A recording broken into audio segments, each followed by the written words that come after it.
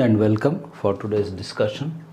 So ನಿನ್ನೆ ಎರಡನೇ ಹಂತದ ಹೋರಾಟದ ಬಗ್ಗೆ ನೀವು ತಿಳ್ಕೊಂಡ್ರಿ. ಅದರಲ್ಲಿ ಲಾಸ್ಟು ಒಂದು ಸಂಗತಿ ಉಳಿದಿದೆ, ಅದನ್ನು ಹೇಳಿಬಿಟ್ಟು ನಾವು ಗಾಂಧೀಜಿ ಯುಗಕ್ಕೆ ಪ್ರವೇಶ ಮಾಡಬೇಕು. ಆ ಲಾಸ್ಟ್ ಆಸ್ಪೆಕ್ಟ್ ಏನು ಅಂದರೆ ರೆವಲ್ಯೂಷನರಿ ಆ್ಯಕ್ಟಿವಿಟೀಸ್ ಅಬ್ರಾಡ್. ಅಂದರೆ ನಮ್ಮ ಕ್ರಾಂತಿಕಾರಿಗಳು ವಿದೇಶಗಳಲ್ಲೂ ಕೂಡ ಹೋರಾಟ ಮಾಡಿದರು.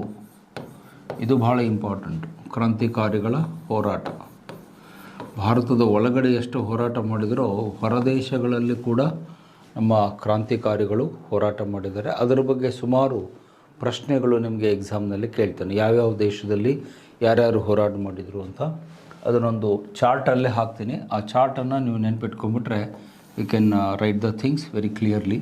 ಸೊ ಇಲ್ಲಿ ದೇಶ ಅಂತ ಬರೀರಿ, ಯಾವ ದೇಶದಲ್ಲಿ ಅಂತ. ಇಲ್ಲಿ ಕ್ರಾಂತಿಕಾರಿಗಳು ಯಾರು ಹೋರಾಟ ಮಾಡಿದರು ಅಥವಾ ಅವರ ಸಂಸ್ಥೆ ಸಂಘ ಯಾವುದು ಅನ್ನೋದನ್ನು ಇಲ್ಲಿ ನೋಟ್ ಮಾಡ್ಕೊಳ್ಳಿ. ಸೊ ಈ ಥರ ಎರಡು ಟೇಬಲ್ ನೀವು ಹಾಕ್ಕೊಂಡ್ರೆ it will be easy to remember. So ಇದರಲ್ಲಿ ಫಸ್ಟ್ ಬರುವಂಥದ್ದು ಯಾವುದು ಅಂದರೆ ಇಂಗ್ಲೆಂಡ್. ಮೊದಲನೇ ದೇಶ ಇಂಗ್ಲೆಂಡು ಅಥವಾ ಲಂಡನ್ ಅಂತ ನೋಟ್ ಮಾಡಿ. ಲಂಡನ್ನಲ್ಲಿ ಹೋರಾಟಕ್ಕೆ ಇಳಿದಂತಹ ಸಂಸ್ಥೆ ಮತ್ತು ಕ್ರಾಂತಿಕಾರಿ ನಾಯಕರು ಯಾರು ಅಂದರೆ ಡಾಕ್ಟರ್ ಶ್ಯಾಮ್ಜಿ ಕೃಷ್ಣ ವರ್ಮ. ಶ್ಯಾಮ್ಜಿ ಕೃಷ್ಣ ವರ್ಮ. ಸೊ ಇವರು ಲಂಡನ್ನಲ್ಲಿ ಹೋರಾಟವನ್ನು ಮಾಡ್ತಾರೆ ಬ್ರಿಟಿಷರ ವಿರುದ್ಧ. ಶ್ಯಾಮ್ಜಿ ಕೃಷ್ಣ ವರ್ಮ ಎನ್ನುವರು ಲಂಡನ್ನಲ್ಲಿ ಒಂದು ಸಂಸ್ಥೆಯನ್ನು ಕಟ್ತಾರೆ. ಆ ಸಂಸ್ಥೆಯ ಹೆಸರು ಏನು ಅಂತ ಹೇಳಿದರೆ ಇಂಡಿಯಾ ಹೌಸ್ ಅಂತ. ಇಂಡಿಯಾ ಹೌಸ್ ಅನ್ನುವ ಸಂಘಟನೆಯನ್ನು ಲಂಡನ್ನಲ್ಲಿ ಕಟ್ಟಿ ಮತ್ತು ಸೋಷಿಯಾಲಜಿಸ್ಟ್ ಅನ್ನುವ ಪತ್ರಿಕೆಯನ್ನು ಕೂಡ ಅವರು ನಡೆಸ್ತಾ ಇರ್ತಾರೆ. ಸೋಷಿಯಾಲಜಿಸ್ಟ್ ಎನ್ನುವ ಪತ್ರಿಕೆ ನಡೆಸ್ತಾ ಇರ್ತಾರೆ. ಇಂಡಿಯಾ ಹೌಸ್ ಅನ್ನುವಂಥ ಸಂಘವನ್ನು ಅವರು ಸ್ಥಾಪನೆ ಮಾಡಿ ಅದರ ಮೂಲಕ ಬ್ರಿಟಿಷರ ವಿರುದ್ಧ ಅವರು ಹೋರಾಟ ಮಾಡ್ತಾರೆ. ಇವರ ವಿಶಿಷ್ಟತೆ ಏನು ಅಂತಂದರೆ ಶತ್ರುವಿನ ತಾಯ್ನೆಲದಲ್ಲಿ ಅವರ ರಾಜಧಾನಿಯಲ್ಲಿಯೇ ಇದ್ದು ಘರ್ಜಿಸಿದಂತಹ ವ್ಯಕ್ತಿ ಶ್ಯಾಮ್ಜಿ ಕೃಷ್ಣ ವರ್ಮ. ಮೂಲತಃ ಅವರೊಬ್ಬ ಸಂಸ್ಕೃತ ಪ್ರಾಧ್ಯಾಪಕರು. ಈ was a Sanskrit scholar. So ನಮ್ಮ ಭಾರತದಿಂದ ಲಂಡನ್ನಿಗೆ ಬ್ಯಾರಿಸ್ಟ್ರು ಓದಲಿಕ್ಕೆ ಹೋದುವಂಥ ವಿದ್ಯಾರ್ಥಿಗಳಿಗೆ ಸಾಕಷ್ಟು ಸಹಾಯ ಮಾಡ್ತಾಯಿದ್ರು. ಅವರಿಗೆ ಊಟ, ವಸತಿ, ಪುಸ್ತಕಗಳನ್ನು ಕೊಡುವಂಥ ನೆರವನ್ನು ಮಾಡುತ್ತಾ ಅದರ ಜೊತೆಯಲ್ಲಿ ನಮ್ಮ ಸ್ವಾತಂತ್ರ್ಯ ಹೋರಾಟವನ್ನು ಕೂಡ ಆ ಲಂಡನ್ನಲ್ಲಿರ್ತಕ್ಕಂಥ ಭಾರತೀಯ ಯುವಕರಿಗೆ ಮುಟ್ಟಿಸುವಂತಹ ಕೆಲಸವನ್ನು ಮಾಡ್ತಾರೆ.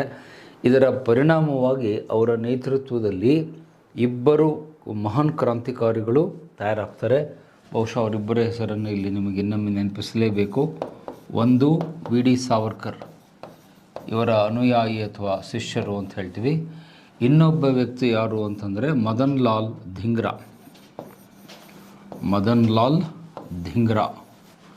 ಸೊ ಮದನ್ ಲಾಲ್ ಧಿಂಗ್ರಾ ಅನ್ನುವಂತಹ ಯುವ ಕ್ರಾಂತಿಕಾರಿ ಈ ಒಂದು ಸಂಘಟನೆಯ ಒಬ್ಬ ಸದಸ್ಯರಾಗಿದ್ದರು. ಇವರಿಬ್ಬರೂ ಕೂಡ ಅವರ ಶಿಷ್ಯರು, ಅವರ ಮಾರ್ಗದರ್ಶನದಲ್ಲಿ ತಯಾರಾದವರು ಅಂತ ಹೇಳಿದರೆ ತಪ್ಪಾಗಲಿಕ್ಕಿಲ್ಲ. ಸೊ ಒಂದು ವಿ ಡಿ ಸಾವರ್ಕರ್, ಇನ್ನೊಂದು ಮದನ್ ಲಾಲ್ ಧಿಂಗ್ರಾ. ಅದರಲ್ಲಿ ಸಾವರ್ಕರ್ ಅವರ ಬಗ್ಗೆ ನಾನು ಆಗಲೇ ಸಾಕಷ್ಟು ಮಾಹಿತಿಯನ್ನು ಕೊಟ್ಟಿದ್ದೇನೆ, ಅವರ ಹೋರಾಟದ ಬಗ್ಗೆ. ಅವರು ಆಮೇಲೆ ಭಾರತಕ್ಕೆ ಬಂದ ಮೇಲೆ ಅಭಿನವ ಭಾರತ ಅಂತ ಮಾಡಿ ಹೋರಾಟ ಮಾಡಿದರು ಅಂತ. ಆದರೆ ಮದನ್ ಲಾಲ್ ಧಿಂಗ್ರಾ ಏನು ಮಾಡ್ತಾನೆ, ಒಬ್ಬ ಅಧಿಕಾರಿಯನ್ನು ಕೊಲೆ ಮಾಡ್ತಾನೆ, ಲಂಡನ್ನಲ್ಲೇ ಕೊಲೆ ಮಾಡ್ತಾನೆ. ಅದನ್ನು ಲಂಡನ್ ಕಾನ್ಸ್ಪಿರಸಿ ಅಂತ ಹೇಳ್ತೀವಿ. ಕರ್ಜನ್ ವೈಲಿ ಅನ್ನುವಂಥ ಒಬ್ಬ ಬ್ರಿಟಿಷ್ ಅಧಿಕಾರಿಯನ್ನು ಅವನು ಗುಂಡಿಟ್ಟು ಸಾಯಿಸ್ತಾನೆ. ಕರ್ಜನ್ ವೈಲಿ ಎನ್ನುವ ಬ್ರಿಟಿಷ್ ಅಧಿಕಾರಿಯ ಹತ್ಯೆಯನ್ನು ಮಾಡ್ತಾನೆ. ಅಧಿಕಾರಿಯ ಹತ್ಯೆಯನ್ನು ಸಕ್ಸಸ್ಫುಲ್ಲಾಗಿ ಮಾಡಿದವರು ಯಾರು ಅಂದರೆ ಮದನ್ ಲಾಲ್ ಧಿಂಗ್ರಾ. ಸೊ ಅಧಿಕಾರಿಯ ಹತ್ಯೆಯನ್ನು ಮಾಡ್ತಾನೆ. ಲಂಡನ್ನಲ್ಲಿ 1911 ಈ ಘಟನೆ ನಡೆಯುತ್ತೆ. ಅವನ ಹೆಸರು ಕರ್ಜನ್ ವೈಲಿ ಅಂತ. He was assistant secretary of state. ಲಂಡನ್ನಲ್ಲಿ ಸಹಾಯಕ ಕಾರ್ಯದರ್ಶಿಯಾಗಿ ಅವನು ಕೆಲಸ ಮಾಡ್ತಾಯಿದ್ದ. ಸೊ ಇಲ್ಲಿ ಅವನ ಹೆಸರನ್ನು ನೀವು ಯಾವುದ್ರ ಜೊತೆಗೆ ಕನ್ಫ್ಯೂಸ್ ಮಾಡ್ಕೊಳ್ಬಾರ್ದು ಅಂದರೆ, ಈ ಮುಂಚೆ ನಾನೇನು ಲಾರ್ಡ್ ಕರ್ಜನ್ ಅಂತ ಚರ್ಚೆ ಮಾಡಿದೆ, ಆ ಹೆಸರಿನ ಜೊತೆಗೆ ಕನ್ಫ್ಯೂಸ್ ಮಾಡ್ಕೋಬೇಡಿ. ಅವನು ಬೇರೆ, ಅವನು ವೈಸ್ರಾಯ್. ಲಾರ್ಡ್ ಕರ್ಜನ್ ವೈಸ್ರಾಯ್, ಇವನು ಅಧಿಕಾರಿ. ಕರ್ಜನ್ ವೈಲಿ ಅಂತ. ಆ ಬ್ರಿಟಿಷ್ ಅಧಿಕಾರಿಯನ್ನು ಹತ್ಯೆಗೈದಿದ್ದು ಮದನ್ ಲಾಲ್ ಧಿಂಗ್ರಾ ಎನ್ನುವ ಯುವ ಕ್ರಾಂತಿಕಾರಿ.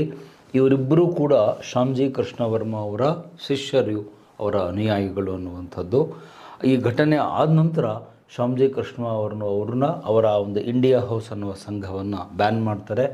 ಅವರ ಪತ್ರಿಕೆ ಸೋಷಿಯಾಲಜಿಸ್ಟ್ ಅನ್ನುವ ಪತ್ರಿಕೆಯನ್ನು ನಡೆಸ್ತಾರೆ. ಅದರ ಮೇಲೂ ಕೂಡ ಬ್ರಿಟಿಷ್ ಸರ್ಕಾರ ನಿರ್ಬಂಧವನ್ನು ವಿಧಿಸುತ್ತೆ.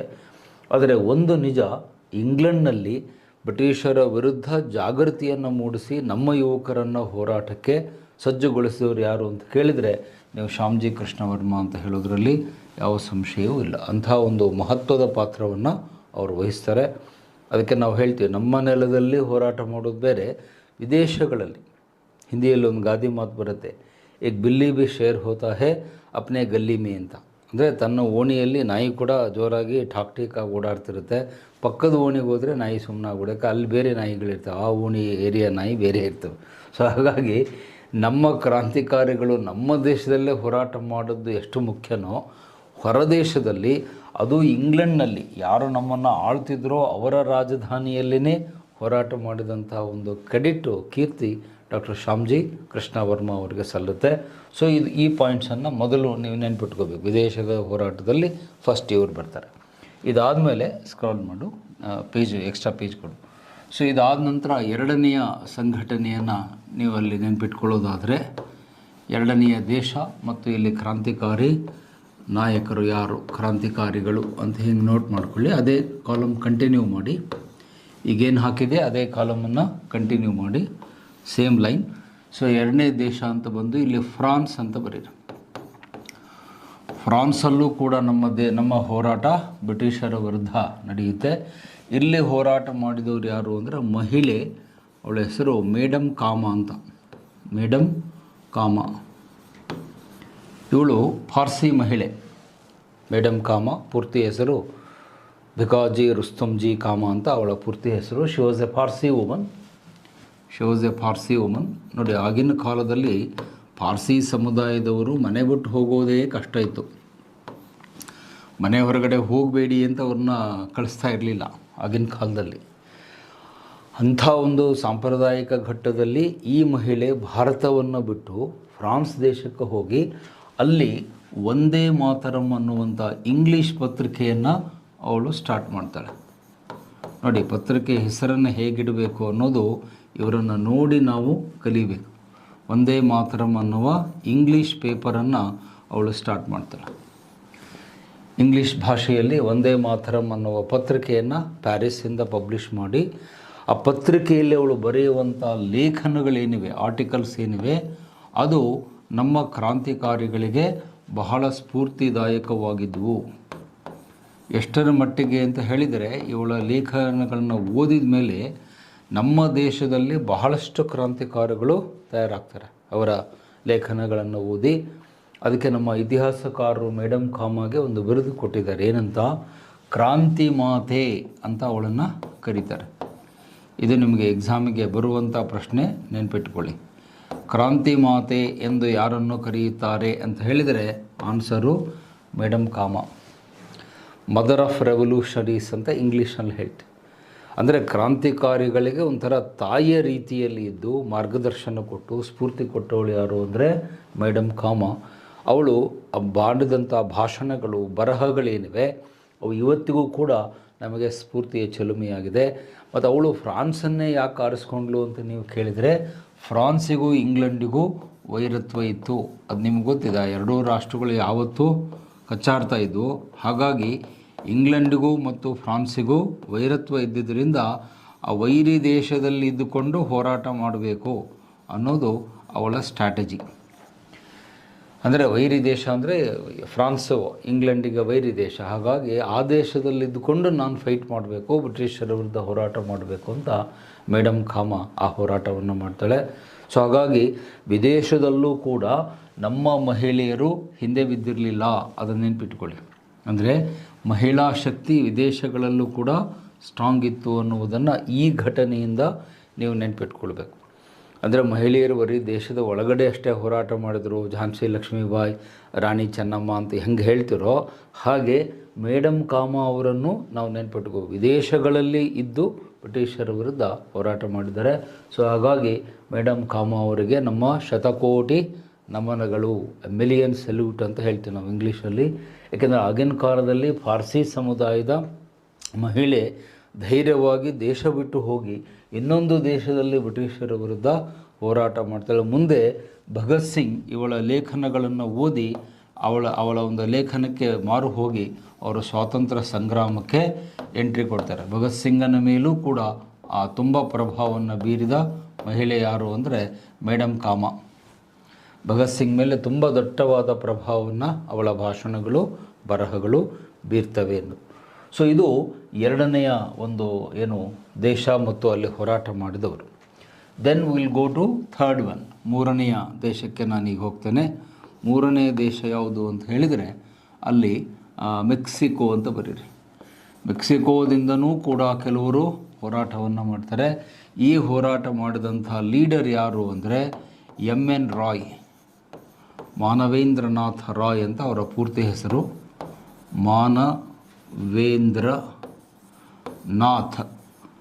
ನಾಥ ರಾಯ್ ಇದು ಪೂರ್ತಿ ಹೆಸರು. ನಿಮ್ಮ ಟೆಕ್ಸ್ಟ್ ಬುಕ್ನಲ್ಲಿ ಎನ್ ರಾಯ್ ಅಂತ ಅಷ್ಟೇ ಕೊಟ್ಟಿರ್ತಾರೆ. ಬಟ್ ಭಾಳ ವಿದ್ಯಾರ್ಥಿಗಳಿಗೆ ಅವ್ರಿಗೆ ಪೂರ್ತಿ ಹೆಸರೇ ಗೊತ್ತಿರಲ್ಲ, ಎನ್ ರಾಯ್ ಅಂದರೆ ಏನು ಅಂತ ಗೊತ್ತಿರಲ್ಲ. ಸೊ ಎನ್ ರಾಯ್ ಅಂದರೆ ಮಾನವೇಂದ್ರನಾಥ್ ರಾಯ್. ಇವರು ಫಸ್ಟ್ ಕಮ್ಯುನಿಸ್ಟ್ ಲೀಡರ್, ನಮ್ಮ ದೇಶ ಕಂಡಂತಹ ಮೊದಲ ಕಮ್ಯುನಿಸ್ಟ್ ಮುಖಂಡರು, ಫಸ್ಟ್ ಕಮ್ಯುನಿಸ್ಟ್ ಲೀಡರ್, ನಮ್ಮ ದೇಶ ಕಂಡಂತಹ ಮೊದಲ ಕಮ್ಯುನಿಸ್ಟ್ ಲೀಡರ್ ಅಂದರೆ ಸಮತಾವಾದಿ ನಾಯಕರು. ಕಮ್ಯುನಿಸಮ್ ಅಂದರೆ ಸಮತಾವಾದ. ಆ ಸಮತಾವಾದದ ನಾಯಕರಾಗಿ ದೂರದ ಮೆಕ್ಸಿಕೋ, ದಕ್ಷಿಣ ಅಮೇರಿಕಾದ ದೇಶ ಮೆಕ್ಸಿಕೋದಿಂದ ಅವರು ಬ್ರಿಟಿಷರ ವಿರುದ್ಧ ಹೋರಾಟ ಮಾಡ್ತಾರೆ. ಇವರ ವೈಶಿಷ್ಟ್ಯತೆ ಏನು ಅಂದರೆ he is the only leader who met Lenin. ಲೆನಿನ್ನನ್ನು ಭೇಟಿಯಾದ ನಮ್ಮ ದೇಶದ ಮೊದಲ ನಾಯಕ. ನೋಡಿ, ಅಂದರೆ ಇವತ್ತು ನೀವೆಲ್ಲ ಯುಕ್ರೇನ್ ವಾರ್ ಬಗ್ಗೆ ಮಾತನಾಡ್ತಾ ಇದ್ದೀರಿ, ರಷ್ಯಾ ಯುದ್ಧದ ಬಗ್ಗೆ ಮಾತನಾಡ್ತಿದ್ದೀರಿ. ಬಹಳ ಹಿಂದೆನೇ ರಷ್ಯಾದ ಉಕ್ಕಿನ ಮನುಷ್ಯ ಅಂತ ಕರಿತಿದ್ರು ಲೆನಿನ್ ಅವರನ್ನು. ಮತ್ತು ರಷ್ಯಾದ ಕ್ರಾಂತಿ ಮಾಡಿದ್ದು ಲೆನಿನ್. ಆ ಲೆನಿನ್ನನ್ನು ಭೇಟಿಯಾದಂತಹ ಮೊದಲ ಭಾರತೀಯ ಯಾರು ಅಂತ ಕೇಳಿದರೆ ಅದಕ್ಕೆ ಆನ್ಸರು ಎನ್ ರಾಯ್ ಅಂತ ಹೇಳ್ತೀವಿ. ಅವಾಗ ಲೆನಿನ್ ಹೆಸರು ಹೇಳಿದರೆ ಜಗತ್ತು ನಡುಗ್ತಾ ಇತ್ತು, ಅವನು ಭೇಟಿಯಾಗಲಿಕ್ಕೆ ಜನ ಹೆದರ್ತಿದ್ರು. ಅಂಥದ್ರಲ್ಲಿ ಲೆನಿನ್ನನ್ನು ಭೇಟಿಯಾಗಿ ರಷ್ಯಾದವರು ನನಗೆ ನೆರವು ಕೊಡಬೇಕು, ನೀವು ಸಹಾಯ ಮಾಡಿದರೆ ನಾನು ಭಾರತದಲ್ಲಿ ಬ್ರಿಟಿಷರ ವಿರುದ್ಧ ಹೋರಾಟ ಮಾಡ್ತೇನೆ ಅಂತ ಹೇಳಿ ಆ ರಷ್ಯಾದ ನೆರವಿನಿಂದ ಕ್ರಾಂತಿಯನ್ನು ಮಾಡಲಿಕ್ಕೆ ಮುಂದಾದ ವ್ಯಕ್ತಿ ಎನ್ ರಾಯ್. ಮುಂದೆ ಇವರ ಮಾರ್ಗದರ್ಶನದಲ್ಲಿ ನಮ್ಮ ದೇಶದಲ್ಲಿ ಏನು ಸ್ಟಾರ್ಟ್ ಆಗುತ್ತೆ, ಕಮ್ಯುನಿಸ್ಟ್ ಪಾರ್ಟಿ ಸ್ಥಾಪನೆ ಆಗುತ್ತೆ. ಭಾರತದಲ್ಲಿ ಕಮ್ಯುನಿಸ್ಟ್ ಪಕ್ಷ ಆ ನಂತರದಲ್ಲಿ ಸ್ಥಾಪನೆ ಆಗುತ್ತೆ. CP ಅಂದರೆ ಕಮ್ಯುನಿಸ್ಟ್ ಪಾರ್ಟಿ. ನಮ್ಮ ಭಾರತದಲ್ಲೂ ಕೂಡ ಕಮ್ಯುನಿಸ್ಟ್ ಪಕ್ಷ ಸ್ಥಾಪನೆ ಆಗಲಿಕ್ಕೆ ಎನ್ ರಾಯ್ ಅವರೇ ಕಾರಣಕರ್ತರಾಗ್ತಾರೆ. ಆಮೇಲೆ ಮುಂದೆ ಸ್ವಾತಂತ್ರ್ಯ ಬಂದ ಮೇಲೆ ನಮ್ಮಲ್ಲಿ 2 ಪಕ್ಷ ಆಗ್ತವೆ. ಅದರಲ್ಲಿ ಮತ್ತೆ ಡಿವಿಷನ್ ಆಗುತ್ತೆ. CPI ಅಂತ ಒಂದು, CPM ಮಾರ್ಕ್ಸಿಸ್ಟ್ ಅಂತ ಮುಂದೆ ಸ್ವಾತಂತ್ರ್ಯ ನಂತರದಲ್ಲಿ ಬೆಳವಣಿಗೆ ಆಗ್ತವೆ. ಬಟ್ ಆರಂಭದಲ್ಲಿ ಅದನ್ನು ಬರೀ CP ಅಂತ ಅಷ್ಟೇ ಕರಿತಿದ್ವಿ, ಕಮ್ಯುನಿಸ್ಟ್ ಪಕ್ಷ ಅಂತ ಅಷ್ಟೇ ಕರಿತಿದ್ವಿ. ಅದರ ಸ್ಥಾಪನೆಗೆ ಎನ್ ರಾಯ್ ಅವರ ಕೊಡುಗೆ ಅತ್ಯದ್ಭುತವಾಗಿದೆ. ಮತ್ತು ಇವರೊಂದು ಪುಸ್ತಕ ಬರೆದಿದ್ದಾರೆ, ಅದನ್ನು ಪದೇ ಪದೇ ನಿಮ್ಮ ಎಕ್ಸಾಮ್ನಲ್ಲಿ MCQನಲ್ಲಿ ಕೇಳ್ತಾನೆ. ಎನ್ ರಾಯ್ ಅವರ ಪ್ರಸಿದ್ಧವಾದ ಪುಸ್ತಕ ಯಾವುದು ಅಂತ ಆ ಟೈಟಲ್ ನೆನ್ಪಿಟ್ಕೊಳ್ಳಿ, ರ್ಯಾಡಿಕಲ್ ಹ್ಯೂಮನಿಸಮ್. ಭಾಳ ಫೇಮಸ್ ಬುಕ್ಕು ಇವರು ಬರೆದವರಂಥದ್ದು. ನಿಮಗೆ ಬಿಡುವಾದಾಗ ಓದಿರಿ ಪುಸ್ತಕವನ್ನು. ಅಫ್ಕೋರ್ಸ್ ಇಂಗ್ಲೀಷ್ನಲ್ಲಿದೆ, ಅದು ಕನ್ನಡದಲ್ಲಿಲ್ಲ. Radical humanism is the famous book of N Roy. ಅವರ ಭಾಳ ಪ್ರಸಿದ್ಧವಾದ ಪುಸ್ತಕ ಅದು, ರ್ಯಾಡಿಕಲ್ ಹ್ಯೂಮನಿಸಮ್. ಅಂದರೆ ಕನ್ನಡದಲ್ಲೇ ಅನುವಾದ ಮಾಡಿದರೆ ಏನಾಗುತ್ತೆ, ಕ್ರಾಂತಿಕಾರಿ ಮಾನವೀಯತೆ. ರ್ಯಾಡಿಕಲ್ ಅಂದರೆ ಕ್ರಾಂತಿಕಾರಿ, ಹ್ಯೂಮನಿಸಮ್ ಅಂದರೆ ಮಾನವತಾವಾದ. ಕ್ರಾಂತಿಕಾರಿ ಮಾನವತಾವಾದ ಅಂತ ಅದನ್ನು ಟ್ರಾನ್ಸ್ಲೇಟ್ ಮಾಡ್ಬೋದು. ಇದರಲ್ಲಿ ಅವರ ಎಲ್ಲ ವಿಚಾರಧಾರೆ, ಎನ್ ರಾಯ್ ಅವರ ವಿಚಾರಧಾರೆ ಇದರಲ್ಲಿದೆ. ಆಮೇಲೆ ನೆಕ್ಸ್ಟ್ ಬಂದಂಥ ನಮ್ಮ ದೇಶದ ಕಮ್ಯುನಿಸ್ಟ್ ನಾಯಕರುಗಳು ಎನ್ ರಾಯ್ ಅವರನ್ನು ತಮ್ಮ ಲೀಡರ್ ಆಗಿ ಒಪ್ಕೊಳ್ತಾರೆ. ಹಾಗಾಗಿ ಈಗಲೂ ನಮ್ಮಲ್ಲಿ ಕಮ್ಯುನಿಸಮನ್ನು, ಕಮ್ಯುನಿಸ್ಟ್ ಪಕ್ಷವನ್ನು ಭಾರತಕ್ಕೆ ಯಾರು ತಂದರು ಅಂತ ಕೇಳಿದರೆ ನೀವು ಎಮ್.ಎನ್. ರಾಯ್ ಅಂತ ಹೇಳಬೇಕಾಗುತ್ತೆ. ಅವರು ಸ್ವಾತಂತ್ರ್ಯ ಚಳವಳಿಯಲ್ಲೂ ಕೂಡ ದೂರದ ಮೆಕ್ಸಿಕೋದಿಂದ ಹೋರಾಟ ಮಾಡಿದರು ಅನ್ನೋದು ನಿಮಗೆ ಗೊತ್ತಿರಬೇಕು. ನೆಕ್ಸ್ಟ್ ಬರುವಂಥ ನಾಲ್ಕನೆಯ ದೇಶ ಯಾವುದು ಅಂದರೆ ಕೆನಡಾ. ಕೆನಡಾ ದೇಶದಿಂದನೂ ಕೂಡ ನಮ್ಮ ಹೋರಾಟ ನಡೆಯುತ್ತೆ. ಆ ಕೆನಡಾ ದೇಶದಿಂದ ಹೋರಾಟ ಮಾಡಿದವರು ಯಾರು ಅಂತ ಹೇಳಿದ್ರೆ ಆ ಕ್ರಾಂತಿಕಾರಿ ನಾಯಕರ ಹೆಸರನ್ನು ನೋಟ್ ಮಾಡಿಕೊಳ್ಳಿ. ಲಾಲಾ ಹರ್ದಯಾಳ್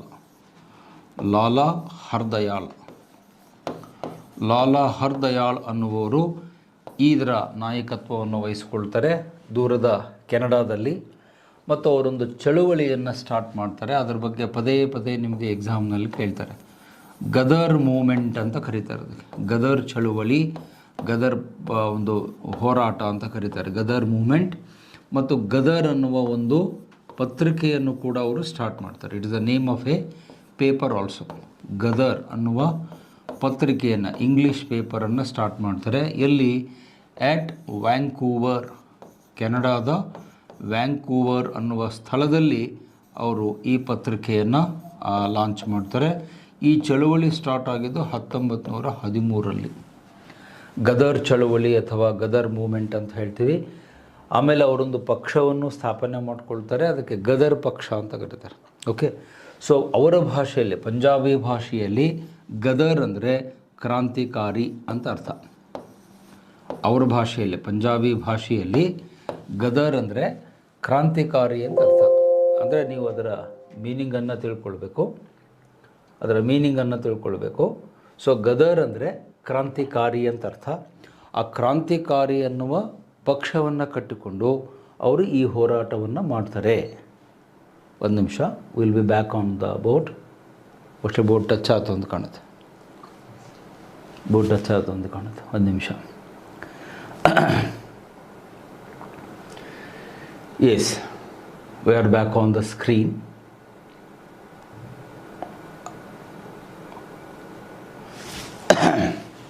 Yes, ಅದರ ಹಿಂದಿನ ಪೇಜ್. ಓಕೆ, ಅದರ ಪ್ರೀವಿಯಸ್ ಪೇಜ್, ಹಿಂದಿನ ಪೇಜ್. ಓಕೆ. ಸೊ ಆ ಕ್ರಾಂತಿಕಾರಿ ಪಕ್ಷವನ್ನು ಕಟ್ಟಿಕೊಂಡು ಗದರ್ ಚಳುವಳಿಯನ್ನು ಲಾಲಾ ಹರ್ದಯಾಳ್ ಅವರು ಕೆನಡಾದಲ್ಲಿ ಸ್ಟಾರ್ಟ್ ಆಗುತ್ತೆ. ಅದು ನಿಮಗೆ ಎಕ್ಸಾಮ್ನಲ್ಲಿ ಕನ್ಫ್ಯೂಸ್ ಮಾಡಲಿಕ್ಕೆ ಹೆಂಗೆ ಕೇಳ್ತಾನೆ ಅಂದರೆ, ಕೆನಡಾ ಮೂಮೆಂಟ್ ಅಂದರೆ ಏನು ಅಂತ ಕೇಳಿದ್ದಾನೆ. ಕೆನಡಾ ಚಳುವಳಿ ಅಂದರೆ ಏನು, ಅದರ ಬಗ್ಗೆ ತಿಳಿಸ್ರಿ ಅಂತ ಹೇಳ್ತಾನೆ. ಸೊ ಇಲ್ಲಿ ನೀವು ಕೆನಡಾ ಚಳುವಳಿ ಅಂತ ಕೇಳಿದರೆ ನೀವು ಈ ಗದರ್ ಪಕ್ಷದ ಬಗ್ಗೆ ಬರೀಬೇಕು. ಗದರ್, ಒಂದು ನಿಮಿಷ, ಪೆನ್ನು ಸ್ವಲ್ಪ ಥಿಕ್ನೆಸ್ ಕಡಿಮೆ ಮಾಡು, ಭಾಳ ದಪ್ಪ ಆಯಿತು. ಓಕೆ. ಸೊ ಗದರ್ ಮೂಮೆಂಟ್ ಅಂತ ಬರೀಬೇಕು. ಎರಡೂ ಒಂದೇ. ಗದರ್ ಚಳುವಳಿ ಅಂದರೂ ಒಂದೇ, ಕೆನಡಾ ಚಳುವಳಿ ಅಂದರೂ ಒಂದೇ. Both are same. ಸೊ ಇದರ ಮೂಲ ಲೀಡ್ರ್ ಯಾರು ಅಂದರೆ ಲಾಲಾ ಹರ್ದಯಾಳ್. ಅವ್ರ ಹೆಸರು ನೆನ್ಪಿಟ್ಕೊಳ್ಳಿ, ಲಾಲಾ ಹರ್ದಯಾಳ್. ಅವ್ರ ಜೊತೆಗೆ ಮತ್ತು ಉಳಿದವರು ಬರ್ತಾರೆ. ಅವರ ಹೆಸರುಗಳನ್ನು ಹೇಳ್ತೀನಿ, ನೋಟ್ ಮಾಡ್ಕೊಳ್ಳಿ. ಲಾಲಾ ಹರ್ದಯಾಳ್ ಅವರ ಜೊತೆಗೆ ಬಂದಂಥ ಇತರ ನಾಯಕರು ಅಂದರೆ ಭಾಯಿ ಪರಮಾನಂದ್. ಇವರೆಲ್ಲ ಗದರ್ ಚಳವಳಿಯ ನಾಯಕರು. ಭಾಯಿ ಪರಮಾನಂದ್ ಈ ಚಳವಳಿಯ ಪ್ರಮುಖ ನಾಯಕರು. ಆಮೇಲೆ ಸೋಹನ್ ಸಿಂಗ್ ಭಾಕ್ನಾ, SS ಭಾಕ್ನಾ ಅಂತ ಇನ್ನೊಬ್ಬ ನಾಯಕ ಬರ್ತಾನೆ, ಸೋಹನ್ ಸಿಂಗ್ ಭಾಕ್ನಾ ಅಂತ. ಇನ್ನೊಬ್ಬನ ಹೆಸರು ಸೂಫಿ ಅಂಬಾ ಪ್ರಸಾದ್.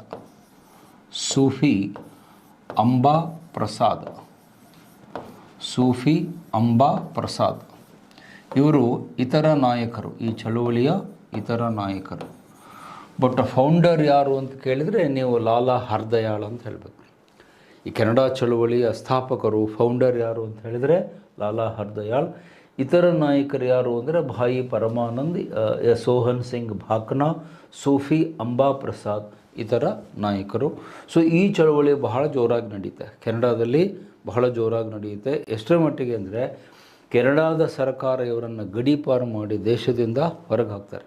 ನಿಮ್ಮ ಚಳವಳಿಯಿಂದ ನಮಗೆ ತೊಂದರೆ ಆಗುತ್ತೆ ಅಂತ ಹೇಳಿ ಲಾಲಾ ಹರ್ದಯಾಳ್ ಅವರನ್ನು ಎಕ್ಸೈಲ್ ಮಾಡಿ, ಅದಕ್ಕೆ ಗಡೀಪಾರು ಅಂತ ಹೇಳ್ತಾರೆ. ಕನ್ನಡದಲ್ಲಿ ಗಡೀಪಾರು ಅಂತ ಹೇಳ್ತೀವಿ, ಇಂಗ್ಲೀಷ್ನಲ್ಲಿ ಎಕ್ಸೈಲ್ ಅಂತ ಹೇಳ್ತೀವಿ. ಈ ನಾಯಕರನ್ನು ಎಕ್ಸೈಲ್ ಮಾಡಿ ಹೊರಗೆ ಹಾಕ್ತಾರೆ. ಇವರು ಹೊರಗೆ ಹಾಕಿದ ಮೇಲೆ ಎಲ್ಲಿಗೆ ಹೋಗ್ತಾರೆ ಅಂದರೆ they went to San Francisco. ಆ ಕೆನಡಾ ದೇಶವನ್ನು ಬಿಟ್ಟು ಸ್ಯಾನ್ ಫ್ರಾನ್ಸಿಸ್ಕೋಗೆ ಹೋಗ್ತಾರೆ. ಸ್ಯಾನ್ ಫ್ರಾನ್ಸಿಸ್ಕೋ ನಗರಕ್ಕೆ ಹೋಗಿ ಅಲ್ಲಿ ಚಳುವಳಿಯನ್ನು ಕಂಟಿನ್ಯೂ ಮಾಡ್ತಾರೆ. ಸ್ಯಾನ್ ಫ್ರಾನ್ಸಿಸ್ಕೋ ನಗರಕ್ಕೆ ಹೋಗಿ ಅಲ್ಲಿ ತಮ್ಮ ಚಳುವಳಿಯನ್ನು ಮುಂದುವರೆಸ್ತಾರೆ. ಅಮೇರಿಕಾದಲ್ಲಿ ಅಲ್ಲೂ ಕೂಡ ಈ ಗದರ್ ಪತ್ರಿಕೆಯನ್ನು ಕಂಟಿನ್ಯೂ ಮಾಡ್ತಾರೆ. ಆ ಪೇಪರ್ ಪಬ್ಲಿಷ್ ಮಾಡೋದನ್ನು ನಿಲ್ಲಿಸಲ್ಲ. ಆ ಗದರ್ ಪತ್ರಿಕೆ ಏನಿದೆ ಅದು ಅಲ್ಲೂ ಕೂಡ ಪ್ರಿಂಟ್ ಆಗುತ್ತೆ, ಪಬ್ಲಿಷ್ ಆಗುತ್ತೆ, ಅಲ್ಲೂ ಕೂಡ ಹೋರಾಟವನ್ನು ಮುಂದುವರಿಸ್ತಾರೆ. And of course it was in English language. ಈ ಪತ್ರಿಕೆಗಳೆಲ್ಲ ಇಂಗ್ಲೀಷಲ್ಲಿದೆ. ಯಾಕಂದರೆ ವಿದೇಶದಲ್ಲಿ ನೀವು ಹೋರಾಟ ಮಾಡಬೇಕಂದ್ರೆ ಆಬ್ವಿಯಸ್ಲಿ ಇಂಗ್ಲೀಷ್ ಪತ್ರಿಕೆಯಲ್ಲೇ ಮಾಡಬೇಕು. ನೀವು ನಿಮ್ಮ ಭಾಷೆಯಲ್ಲಿ ಮಾಡಿದರೆ ಅದನ್ನ ಯಾರೂ ಓದಲ್ಲ. ಸೊ ಹಾಗಾಗಿ ಅಲ್ಲಿಂದ ಗಡೀಪಾರ ಆದಮೇಲೆ ಸ್ಯಾನ್ ಫ್ರಾನ್ಸಿಸ್ಕೋಗೆ ಹೋಗಿ ಅಲ್ಲಿ ಮತ್ತೆ ಗದರ್ ಪತ್ರಿಕೆ ಚಳವಳಿಯನ್ನು ಮುಂದುವರಿಸ್ತಾರೆ. ಆಮೇಲೆ ಮುಂದೆ 1915ಕ್ಕೆ ಅಲ್ಲಿಂದಲೂ ಹೊರಗಾಗ್ತಾರೆ. ಅಮೇರಿಕಾದ ಸರ್ಕಾರ ಕೂಡ ನೀವು ಇಲ್ಲಿರಬೇಡ್ರಿ, ಯಾಕಂದರೆ ಅಮೇರಿಕಾ ಮತ್ತು ಇಂಗ್ಲೆಂಡು ಮಿತ್ರ ರಾಷ್ಟ್ರಗಳಾಗಿದ್ದರಿಂದ ನಮ್ಮ ಸಂಬಂಧಗಳು ಡಿಸ್ಟರ್ಬ್ ಆಗ್ತವೆ ಅಂತ ಹೇಳಿ ಇವರನ್ನು ಅಮೇರಿಕಾದಿಂದ ಕೂಡ ಗಡೀಪಾರು ಮಾಡ್ತಾರೆ. ಅಲ್ಲಿಂದ ನೆಕ್ಸ್ಟ್ ಅವರು ಭಾರತಕ್ಕೆ ಬರ್ತಾರೆ. ಲಾಲಾ ಹರ್ದಯಾಲ್ 1915ಗೆ ಅವರು ಭಾರತಕ್ಕೆ ಬಂದು ಮತ್ತು ಭಾರತದಲ್ಲಿ ಗದರ್ ಚಳುವಳಿ ಮುಂದುವರಿಯುತ್ತೆ. ಪಂಜಾಬ್ನಲ್ಲೂ ಕೂಡ ಗದರ್ ಚಳುವಳಿ ನಡೆಯುತ್ತೆ. ಅದಕ್ಕೆ ಸಪೋರ್ಟ್ ಯಾರು ಮಾಡ್ತಾರೆ ಅಂದರೆ ಲಾಲಾ ಲಜಪತ್ ರಾಯ್. ಲಾಲಾ ಲಜಪತ್ ರಾಯ್ ಅವರು ಇವರೆಲ್ಲ ಯುವಕರು, ಕಡಿಮೆ ವಯಸ್ಸಿನ ಯುವಕರಾಗಿದ್ದರು. ಇವರಿಗೆ ಗೈಡೆನ್ಸ್ ಮತ್ತು ಸಪೋರ್ಟನ್ನು ಯಾರು ಕೊಡ್ತಾರೆ ಅಂತ ಹೇಳಿದರೆ ಲಾಲಾ ಲಜಪತ್ ರಾಯ್ ಅವರು ಪಂಜಾಬ್ನಲ್ಲಿ ಗದರ್ ಮೂಮೆಂಟಿಗೆ ಒಂದು ಸಹಕಾರವನ್ನು ಕೊಡ್ತಾರೆ. ಸೊ ಇದನ್ನು ಕೆನಡಾ ಮೂಮೆಂಟ್ ಅಂತಲೂ ಹೇಳ್ತಾರೆ, ಗದರ್ ಚಳುವಳಿ ಅಂತ ಹೇಳ್ತಾರೆ. ಇದು ಒಂದು ಮುಖ್ಯವಾಗಿ ದೇಶದ ಹೊರಗಡೆ ನಡೆದಿದ್ದಂತಹ ಚಳುವಳಿ. ಇನ್ನು ಲಾಸ್ಟ್ ಕೊನೆಯಲ್ಲಿ ಬರುವಂಥ ಇನ್ನೊಂದು ಚಳುವಳಿ ಅಂತ ಹೇಳಿದರೆ ಪೇಜ್ ಇದು ಮಾಡು, ಫ್ರೀ ಪೇಜ್ ಕೊಡು. ಓಕೆ. ಸೊ ಲಾಸ್ಟಲ್ಲಿ ಬರುವಂತಹ ಇನ್ನೊಂದು ಚಳುವಳಿ ಯಾವ ದೇಶದಲ್ಲಿ ಹೋರಾಯಿತು ಅಂದರೆ ಜರ್ಮನಿಯಲ್ಲಿ ಅದು ವಿಶೇಷವಾಗಿ ಬರ್ಲಿನ್ ಪಟ್ಟಣದಿಂದ ಹೋರಾಟ ಮಾಡಿದವರು ಯಾರು ಅಂತ ಹೇಳಿದರೆ ಅಲ್ಲೊಬ್ಬ ನಾಯಕ ಬರ್ತಾರೆ, ವೀರೇಂದ್ರನಾಥ ಚಟ್ಟೋಪಾಧ್ಯಾಯ ಅಂತ. ವೀರೇಂದ್ರನಾಥ ಚಟ್ಟೋಪಾಧ್ಯಾಯ. ಸೊ ಇವರು ಬರ್ಲಿನ್ನಲ್ಲಿ ಇದ್ದುಕೊಂಡು ಬ್ರಿಟಿಷರ ವಿರುದ್ಧ ಹೋರಾಟ ಮಾಡ್ತಾರೆ. VN ಚಟ್ಟೋಪಾಧ್ಯಾಯ ಅಂತ ಅವರ ಹೆಸರು. ವೀರೇಂದ್ರನಾಥ್ ಚಟ್ಟೋಪಾಧ್ಯಾಯ. ಕೆಲವು ಪುಸ್ತಕಗಳಲ್ಲಿ ಬಿ ಅಂತ ಕೊಟ್ಟಿರ್ತಾರೆ. Both are correct. ಯಾಕಂದರೆ ಬಂಗಾಳಿ ಭಾಷೆಯಲ್ಲಿ ವಿ ಅಕ್ಷರ ಇಲ್ಲ, ಆಲ್ಫಾಬೆಟ್ ವಿ ಇಲ್ಲ. ಈಗ ನಾವು ಒಂದೇ ಮಾತರ ಅಂತೀವಿ, ಅವರು ಬಂದೇ ಮಾತರಂ ಅಂತಾರೆ. ವಿ ಬದಲು ವಕಾರ ಬಳಸ್ತಾರೆ. ನಾವು ಒಂದೇ ಮಾತರಂ ಅಂತೀವಿ, ಬಂಗಾಳದಲ್ಲಿ ಬಂದೇ ಮಾತರಂ ಅಂತ ಕರೀತಾರೆ. ನಾವು ವೈ ಯುಗ ಅಂತ ಹೇಳ್ತೀವಿ, ಅವರು ಜುಗ ಅಂತ ಹೇಳ್ತಾರೆ. ವೈ ಬದಲು ಜೆ ಬರುತ್ತೆ. ಇನ್ಫ್ಯಾಕ್ಟ್ ಒಂದು ಪತ್ರಿಕೆ ಬರುತ್ತೆ ಅಲ್ಲಿ ಜುಗಾಂತರ ಅಂತ ಬಂಗಾಳಿ ಭಾಷೆಯಲ್ಲಿ. ಅದನ್ನು ನಾವು ಕನ್ನಡಕ್ಕೆ ತಂದುಕೊಂಡ್ರೆ ನಾವು ಅದನ್ನು ಯುಗಾಂತರ ಅಂತ ಓದ್ತೀವಿ, ಅವರು ಜುಗಾಂತರ ಅಂತ ಹೇಳಿ. ಸೊ ವೈ ಬದಲು ಜೆ ಬರುತ್ತೆ, ವಿ ಬದಲು ಬಿ ಬರುತ್ತೆ. ಸೊ ವ್ಯಕ್ತಿ ಒಬ್ಬರೇ. ಇದನ್ನು ಬಿ ಅಂತ ಕೊಟ್ಟರು ಕೂಡ ಸೇಮ್ ಆನ್ಸರು. BN ಚಟ್ಟೋಪಾಧ್ಯಾಯ ಅಂದರೆ ವೀರೇಂದ್ರನಾಥ್ ಚಟ್ಟೋಪಾಧ್ಯಾಯ ಅನ್ನೋರು ಬರ್ಲಿನ್ನಲ್ಲಿ, ಅಂದರೆ ಜರ್ಮನಿಯ ರಾಜಧಾನಿ ಬರ್ಲಿನ್ನಲ್ಲಿ ಹೋರಾಟವನ್ನು ಸ್ಟಾರ್ಟ್ ಮಾಡ್ತಾರೆ. ಅವರು ಸ್ಟಾರ್ಟ್ ಮಾಡಿದ್ದು ಹೇಗೆ ಅಂದರೆ ಒಂದು ಸಂಘಟನೆಯ ಮೂಲಕ. ಏನು, ಇಂಡಿಯಾ ಲೀಗ್ ಅನ್ನುವಂಥ ಸಂಸ್ಥೆಯನ್ನು ಅವರು ಸ್ಥಾಪನೆ ಮಾಡ್ತಾರೆ. ಇಂಡಿಯಾ ಲೀಗ್ ಅನ್ನುವಂಥ ಸಂಘವನ್ನು ಅವರು ಸ್ಥಾಪನೆ ಮಾಡಿ ಜರ್ಮನಿಯಲ್ಲಿ ಹೋರಾಟವನ್ನು ಸ್ಟಾರ್ಟ್ ಮಾಡ್ತಾರೆ. ಅರೌಂಡ್ 1936 ಇಂಡಿಯಾ ಲೀಗ್ ಅನ್ನುವಂಥ ಸಂಸ್ಥೆ ಸ್ಥಾಪನೆ ಮಾಡಿ ಅವರು ಒಂದು ಪತ್ರಿಕೆ ನಡೆಸ್ತಾರೆ. ಆ ಪತ್ರಿಕೆ ಹೆಸರು ಇಂಡಿಯಾ ಇಂಡಿಪೆಂಡೆನ್ಸ್ ಅನ್ನುವಂತಹ ಒಂದು ಪತ್ರಿಕೆಯನ್ನು ಕೂಡ ಅವರು ಲಾಂಚ್ ಮಾಡ್ತಾರೆ. ಇಂಗ್ಲೀಷ್ನಲ್ಲಿ ಒಂದು ಪತ್ರಿಕೆಯನ್ನು ಕೂಡ ಅವರು ಜಾರಿಗೆ ತರ್ತಾರೆ. ಮತ್ತು ವೀರೇಂದ್ರನಾಥ್ ಚಟ್ಟೋಪಾಧ್ಯಾಯ ಅವರು ಯಾತಕ್ಕಾಗಿ ಫೇಮಸ್ ಆಗಿದ್ದರು, ಇಂಡಿಯಾ ಇಂಡಿಪೆಂಡೆನ್ಸ್ ಯಾತಕ್ಕಾಗಿ ಫೇಮಸ್ ಆಗಿದ್ದರು ಅಂದರೆ he was famous for Berlin plan. Berlin ಯೋಜನೆಯನ್ನು ಹಾಕಿದವರು ಯಾರು ಅಂದರೆ ವೀರೇಂದ್ರನಾಥ್ ಚಟ್ಟೋಪಾಧ್ಯಾಯ. ಈಸ್ ಅದರ ರೂವಾರಿ ಅಂತ ಹೇಳ್ತೀವಿ. ಆ ಬರ್ಲಿನ್ ಯೋಜನೆಯ ರೂವಾರಿ. ಅದನ್ನು ತಯಾರು ಮಾಡಿದ್ದು ಯಾರು ಅಂದರೆ ವೀರೇಂದ್ರನಾಥ್ ಚಟ್ಟೋಪಾಧ್ಯಾಯ ಅಂತ ಹೇಳ್ತೀವಿ. ಈ ಬರ್ಲಿನ್ ಯೋಜನೆ ಏನಾಗಿತ್ತು ಅಂದರೆ ಇಂಗ್ಲೆಂಡಿಗೆ ವಿರುದ್ಧವಾಗಿದ್ದಂತಹ ಕೆಲವು ರಾಷ್ಟ್ರಗಳನ್ನು ಸೇರಿಸಿಕೊಂಡು ಅವ್ರ ಜೊತೆಗೆ ನಾವು ಸೇರಿಕೊಂಡು ಬ್ರಿಟಿಷರ ವಿರುದ್ಧ ಹೋರಾಟ ಮಾಡಬೇಕು. ಅಂದರೆ ಒಂಥರ anti British countries of the Europe. ಯುರೋಪ್ನಲ್ಲಿದ್ದಂಥ ಬ್ರಿಟಿಷ್ ವಿರೋಧಿ ರಾಷ್ಟ್ರಗಳನ್ನೆಲ್ಲ ಒಂದು ಕಡೆ ಸೇರಿಸಿ, ಇನ್ಕ್ಲೂಡಿಂಗ್ ಜರ್ಮನಿ ಕೂಡ ಯುರೋಪಲ್ಲಿ ಬರುತ್ತೆ. ಜರ್ಮನಿ ಅಂತೂ ಇಂಗ್ಲೆಂಡಿನ ಶತ್ರು ರಾಷ್ಟ್ರ ಆಗಿತ್ತು. ಮುಂದೆ ಅಲ್ಲಿ ಹಿಟ್ಲರ್ ಹುಟ್ಕೊಳ್ತಾನೆ, ನಾಜಿಸಮ್ಮು, ಸರ್ವಾಧಿಕಾರಿ ಹಿಟ್ಲರ್ ಬರ್ತಾನೆ, ಮಹಾಯುದ್ಧ ಅವೆಲ್ಲ ಮುಂದೆ ಬರ್ತವೆ ಚರ್ಚೆಯಲ್ಲಿ. ಸೊ ಆ ಬ್ರಿಟಿಷ್ ವಿರೋಧಿಯಾದಂಥ ದೇಶಗಳನ್ನು ಸೇರಿಸ್ಕೊಂಡು ಅವ್ರ ಜೊತೆಗೆ ನಾವು ಕೈ ಜೋಡಿಸಿ ಬ್ರಿಟಿಷರ ವಿರುದ್ಧ ಹೋರಾಟ ಮಾಡಬೇಕು ಅನ್ನುವ ಒಂದು ಮಾಸ್ಟರ್ ಪ್ಲ್ಯಾನ್. ಆ ಮಾಸ್ಟರ್ ಪ್ಲ್ಯಾನ್ ಮಾಡಿದ್ದು ಯಾರು ಅಂದರೆ ವೀರೇಂದ್ರನಾಥ್ ಚಟ್ಟೋಪಾಧ್ಯಾಯ.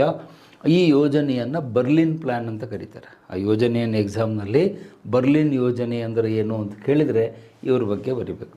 ಆದರೆ ಇದಕ್ಕೆ ಬಲ ಯಾವಾಗ ಬರುತ್ತೆ ಅಂದರೆ 1940ಯಲ್ಲಿ ಬರುತ್ತೆ. 1940ರಲ್ಲಿ ಕ್ಯಾಪ್ಟನ್ ಮೋಹನ್ ಬೋಸ್ ಅನ್ನೋರು ಇದಕ್ಕೆ ಚಾಲನೆ ಕೊಡ್ತಾರೆ. ಕ್ಯಾಪ್ಟನ್ ಮೋಹನ್